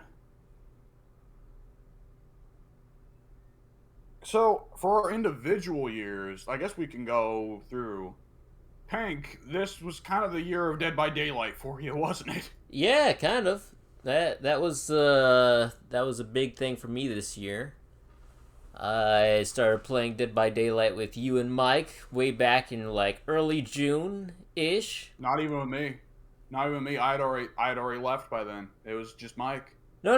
The very first time I played it, I had jumped into the call with you and Mike because I saw you were both on Discord, and I was like, oh hey, they must be playing Dead by Daylight. I'll just pop in and say hello and boot up my Xbox because I've got it downloaded via the Game Pass because that's what I was intending to do or intending to use to play with you guys way back when.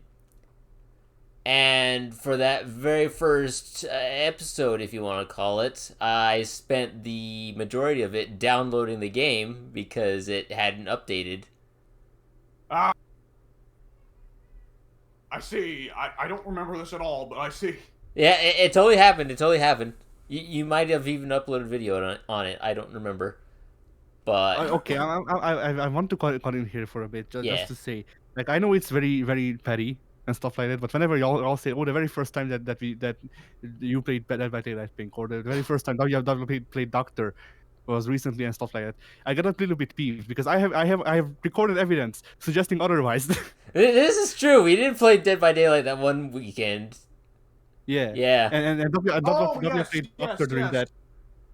I did? Yes. I thought I You- played you- Hillbilly. You played both. We played 2 rounds with each, with one of us being killer. Yeah, I remember I played the Trapper. I don't remember who the other character I played as was. Me neither. I remember I played the Hag, and that's the only character I remember. But W is the reason I hate the Doctor. I can believe that. The one time I played Doctor on PC, I was that one doctor who just sits behind you, constantly shocking you. So, Understandable. I mean, it's just the way you should play Doctor, because even if they get away, they're going to spend a long time fucking snapping out of it. Yep. But with that said, I played that one match as Doctor, and I was like, okay, I'm never playing Doctor again. This feels like bullying. I don't get how Mike can do it, but I think Mike relies more on the AoE shock and then just hitting people. Yeah. Which, by all means, if you have a lot of trouble finding people who are hiding, like just use Doctor in the AoE shock. You know, Yeah. Very true. like, is there any killer who's better for I can't find people for shit? I'm just gonna ignore that element of the game. No, not that I'm aware of. Huh? I mean, the only things that could work with it that come to my mind immediately are just like perk related. So nothing built into the characters. No. Yep. Yeah. All right. What else have you got to remark upon about your year, though, Pink? What else about my year? I don't know if it was this year or late the previous year, but recently, kind of, around January of this current year, I will say, I'm assuming, is when I started playing Hades.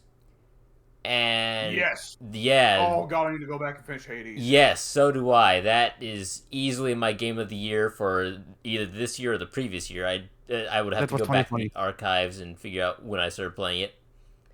That was But- 2020. Okay. 2020 game of the year, and I would say it's a strong contender for best game of the 2020s, and we're only a year into it thus far. Yeah. So 2 years. 2 years now, 2 years, almost there. We're knocking on the door. Just Not a strong decade so far. not the strongest we've had yet, but there's plenty of potential down the line. We still got like 8 years left. Up and down, Hades is just top-notch stuff, and again, just my current favorite game of the 2020s. Not a lot of competition behind it. Okay. So are we just going to be able to say, like, game of the year, but, like, you can count any game regardless of whether it actually came out this year? I mean, Because I don't... we can do Absolutely. both. We should do both just for the funnies. Of not Okay, I'm being not out. sure any of us played a game that came out in 2021. I have Right? technically. Let me. Oh, I've definitely played Humankind, which I came don't know out why. in I don't know why I heard you say He-Mankind. He-Mankind. That'd be an awesome game. He-Man Con. It's He-Man doing a big like it's He-Man doing a mankind gimmick. He's getting speared through Great Call. Oh shit. God damn it. I feel like that's a thing that Mike would love. He-Mankind. Oh well, I'm here looking through my Steam list. Special shout out to Sonic Adventure 2. Ah yes, the God, best That game. was a great Halloween special. I'm very glad I got forced to do that. I'm not excited about the fact that I'm going to have to play all the hard levels without having played any levels before. Look on the bright side. I'm gonna have to play through the hero side on my own time to send you the save file for that. Oh, God. God help us all.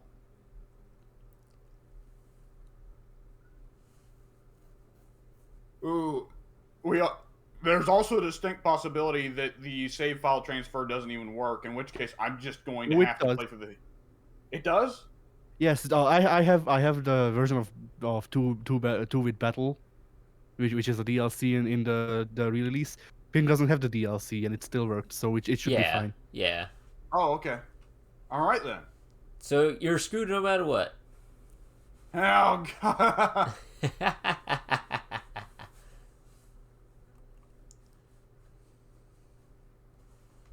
All right, so I guess we'll just wrap up each of our sections with what was your game of the year this year, and game of the year just any time, any year, but you played it this year for the first time.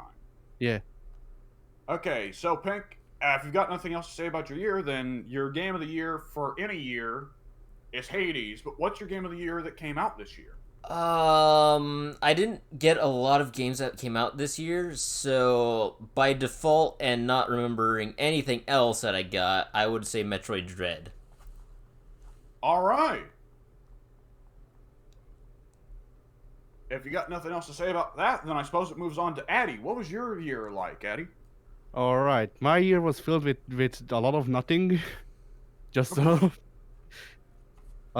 not being able to afford anything to really freaking like do this video game stuff. And even if I did have money, like I'm not okay. I worded that wrong because it makes it sound like even when I had money, shit just wasn't interesting. But no, even if I had money, which I didn't, even if I had money, I wouldn't have had stuff to really spend it on because not a lot of interesting stuff came out. Or not a lot of stuff that interests me came out this year.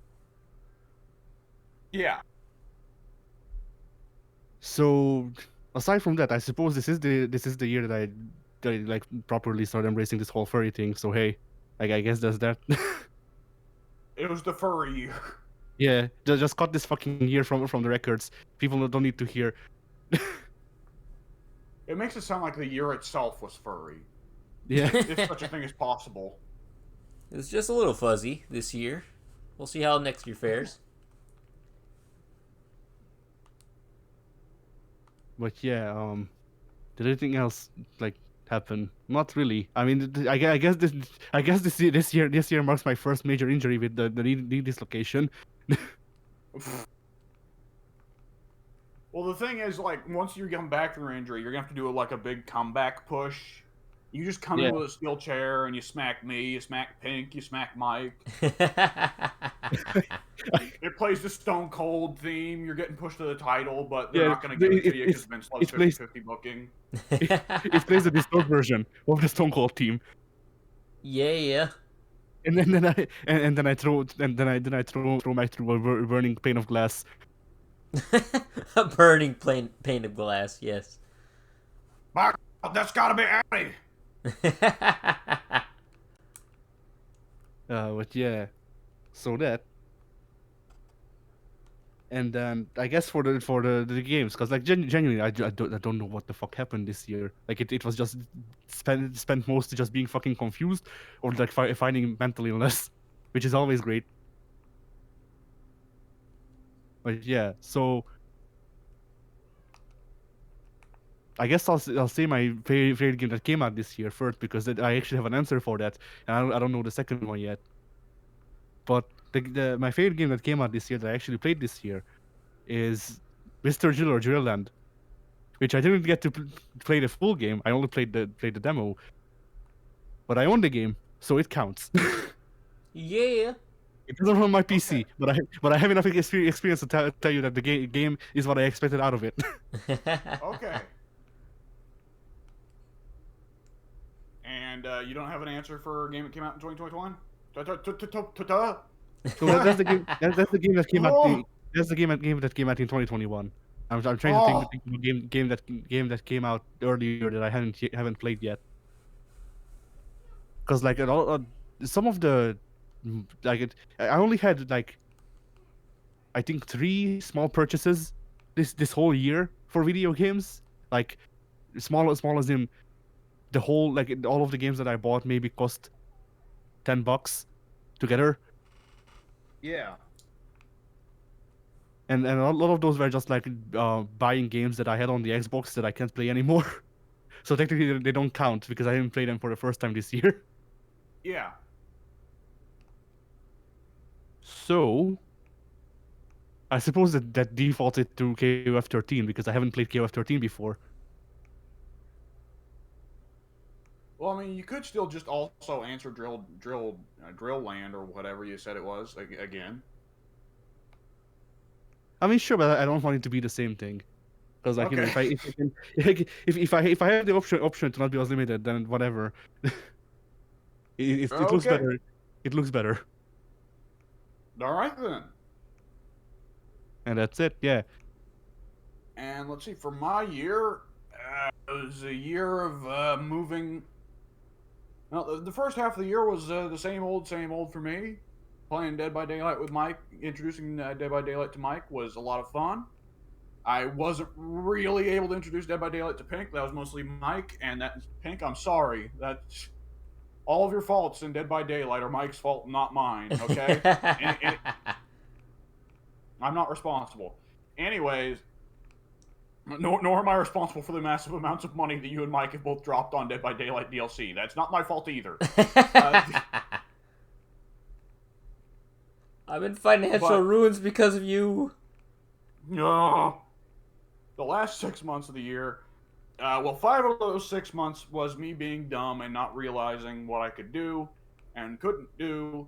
And so I spent 5 months of just like, oh, this fucking sucks out here in the country, not being able to talk or play games with you guys and going through a rather rough semester of school. It was boring as shit and kind of brutal in some parts. Oh, yeah. Oh, God, no, got some more schoolwork coming up. Great. Anyways.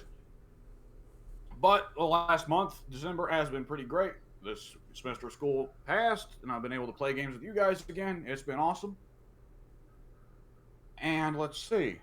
The game of the year 2021 that came out in 2021 for me. I don't think I got anything that new off PlayStation, honestly. And I'm looking now at Steam. The only 4 games I own on Steam that came out in 2021. Valheim, which I have not played. And by the way, Pink, I got that from Mike as well, so you and me need to look into playing that with him. All right. Psychonauts 2, which I have not installed yet, even.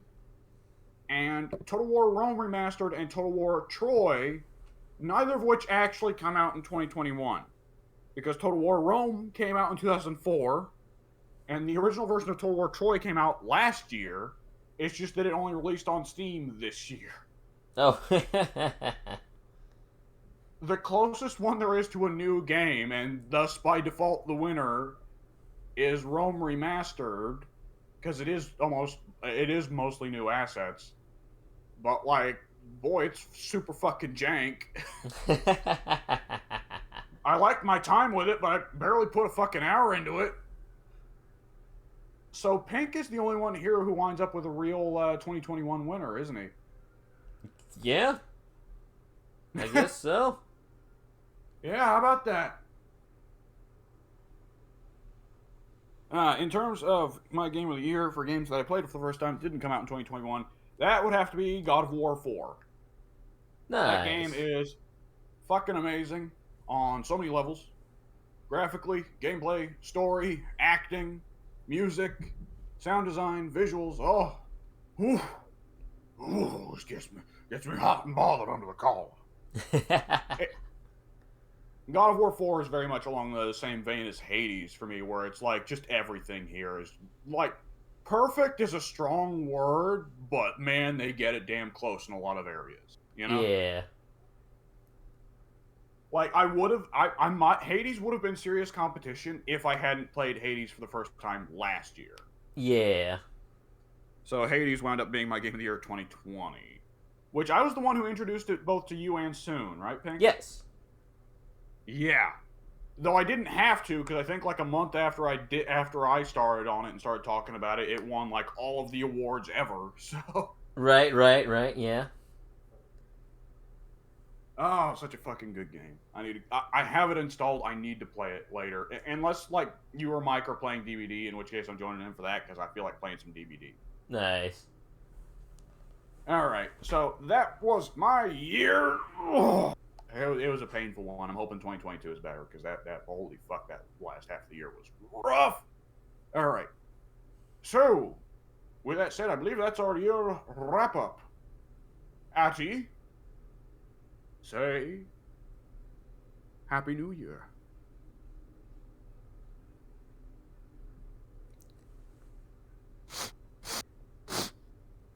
And the Grinch's heart grew three times the size or whatever the fuck. And the Grinch's heart shrunk 3 times that year. The Grinch's dick shriveled up because it was cold. Well, if you can't get that, you can still get the Grussy.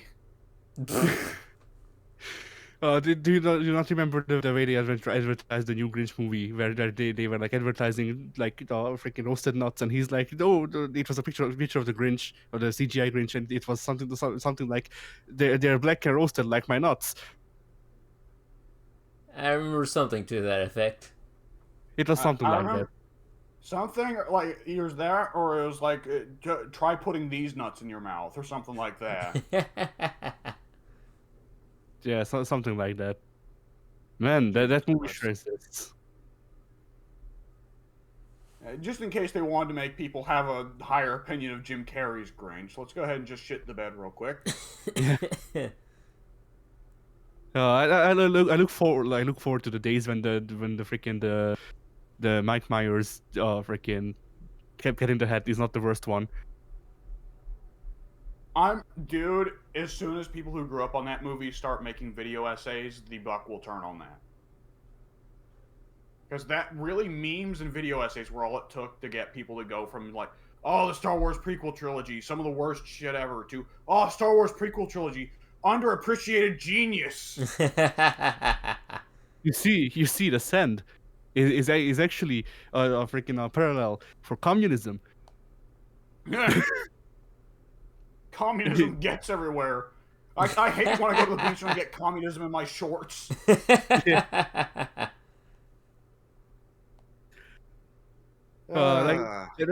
the thing. Like I saw a discussion recently about like freaking about like artistic merit and shit like that, and how people don't examine pieces of art closely enough, and freaking like if we could get more meaning out of this piece of art.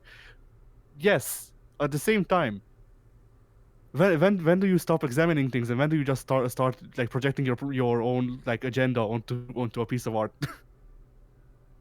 And there's also a thing that needs to be said of like a piece of art like also needs to get you in at the surface level for you to get it to look at it deeper.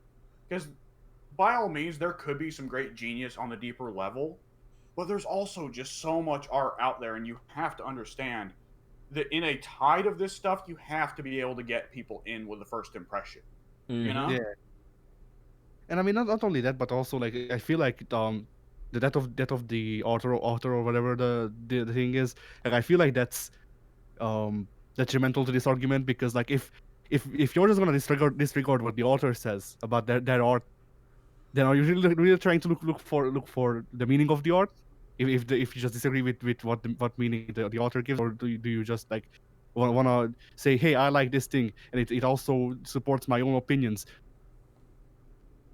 I think Death of the Author is a lot of fun for debates, and I think there are a lot of times where the author does not realize what they themselves are putting into their own art. But at the same time, I do also agree that, like, I think some people take Death of the Author too far and just disregard the author entirely, which is not a proper way of looking at these things. Yeah, like I can agree that sometimes people don't get what they put in. Like sometimes you inadvertently put things in that you don't want to. At the Yeah, same time, J.R. Tolkien. yeah, go ahead. J.R.R. Tolkien hated allegory, but he accidentally put a lot of Christian stuff in Lord of the Rings. Yeah. And so, but like my issue with the whole death of the author thing is that a lot of times in internet arguments, when it comes up, people are just like, oh, who gives a fuck what the author said? This is my headcanon. That makes it canon. Like I feel like both It should also be. depends a lot on, Yeah. do they have ammunition other than just invoking death of the author? Because it can be like, well, sure, let's just disregard the author, but your point's still fucking stupid. These two things aren't related, you know? Yeah. Well, you see, I think when I think really Aragorn just wanted to fuck Legolas. No. Okay, what's your evidence? Because they I looked at don't- each other, they looked each other in the eye very sensually in one scene, for like one frame. Yeah, So you see my shipping of Aragorn and Legolas is fine because Tolkien wanted it. let's not even get into the whole thing of like these two characters were nice to each other. Clearly, they want to fuck. Like, I mean, there's many of those. Like it's yeah, it's just like, do you get out of the house from time to time, sir? I mean, even just the thing of like the thing that Blaze Blue tries to make fun of sometimes with how I don't know, like the way that relationship is set up in the actual series for the story is just a trope of anime. It's just, hey, these two people hate each other. Anime is very exaggerated. So the way anime exaggerates hate is that people don't just hate each other. They have so much fucking vitriol that they are willing to go to the ends of the earth to assure the destruction of the person they hate. Well, part of it's also just satire. That's people making fun of the Blaze Blue story because it's funny to say these two characters want to fuck. No. Because they're Blaze so Blue sick of says this though. Like Blaze Blue makes fun of itself for doing this. Yeah, still, like even when it's making fun of itself, it's still like these two guys. It's so obnoxious that they go after each other so much. Let's pretend that it's because they want to fuck.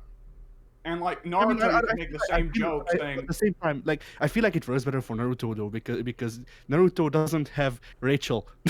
I was like, okay, Naruto doesn't have Who Rachel. cares about her?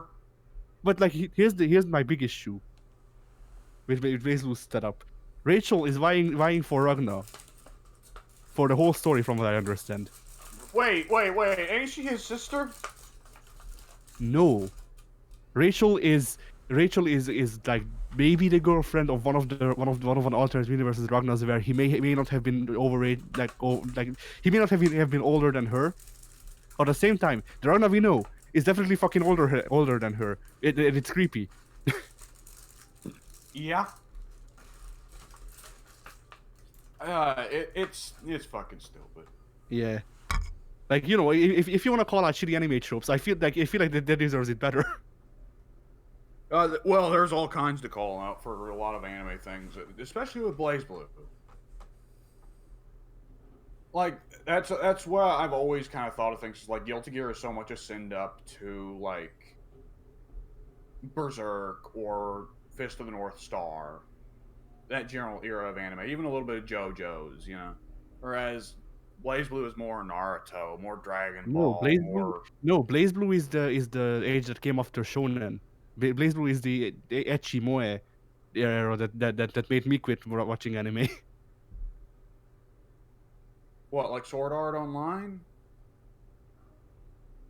Yeah, that sort of stuff, and like, you know, the more like there was a time when the big three, whichever version of the big three you want to talk about, because there were like 4 different versions of the big three, but you know, like that era of anime just kept going as walking corpses. But in the meantime, rose like another like I guess genre of anime to the forefront, where it was just like cute girls doing cute things, and then sometimes there was like a magical girl anime that wanted to be edgy, which is just the default by now and stuff like that. And I can somewhat talk about it in strokes, but I wouldn't know, especially because I stopped watching anime by that point, because I don't have an exact issue with cute girls doing cute things. It's just not a genre of cartoon that I am particularly interested in at the same time. And There Blaze Blue certainly is can be and Bla- issues to Blaze have Blue with it, and though. Blaze Blue is definitely leaning towards more that side to me, because like a lot of those animes, the older versions that I had to freaking endure, were pretty creepy in the same way Blaze Blue are. Yeah, I definitely. I know what you're talking about with Blaze Blue. That's for fucking certain.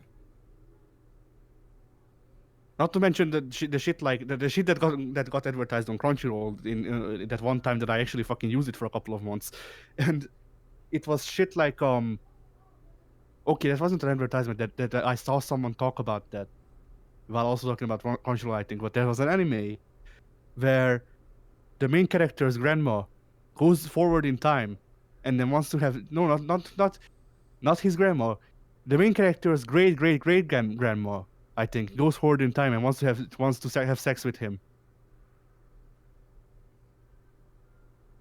or something like that. Like that's the sort of anime that makes it so I don't watch anime anymore. You remember when I said just say Happy New Year and end it?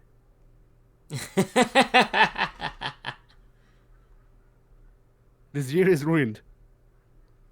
Well, whose Thank fault is God that, it's Eddie? about to end. Whose fault is that?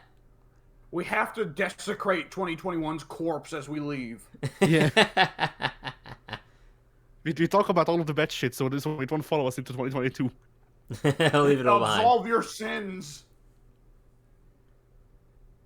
Oh man. Oh god. I don't even know where we were before things got to Blaze Blue. I was just saying we should end it, but then you started talking about animes or something. No, there was a topic between those two, but I don't remember what. Well, I was indicating like, hey, let's end this. Then somebody brought up like fucking Death of the Author. I brought it up, but I forget why. It seemed like you just kind of brought it up out of the blue. No, it tied into something you were talking about. Whatever. Fuck it. So, anyways, here's my TED talk. Fucking Yeah. sir, this is a Wendy's. Oh boy. Oh shit. Man, Wendy's is yeah. better than it used to be. Man, Is when it? I was a kid, I thought Wendy's was like one of the lower tier restaurants. You know, one of the shit tier restaurants. Yeah. I know this is a dumb American thing. We pig out on fast food, but like now they're like fucking great because you can get a burger and fries and chicken nuggets like all for $5, and it's like holy fucking shit, they don't do that anymore. You know? Yeah, and they've got those thick milkshakes that cost like $1. Oh, I didn't know about that. God Do they damn, I bring need all to the look boys to into the that. yard? What? What did you say? Do they bring all the boys to the yard? Oh, I just remember. We were brought here by the Grussy. That's what I remember. Ah, yes. The Ah! Grussy. Oh no. The death of the author is necessary so that we may indulge in the Grussy. I mean, I feel like if it wasn't so explicit, that could be a podcast title. Oh shit. Man, oh man. All right. So if Addy doesn't have the balls or the Grussy to say New Year's, Happy New Year's, then Pink, you say it. Alrighty then. Addy will give I you just one last chance. I just said it. Oh, I didn't hear you. Say it again. Well, you said it while I was talking, so that shit don't count. Happy New Year's, I guess. Yay! Happy New Year!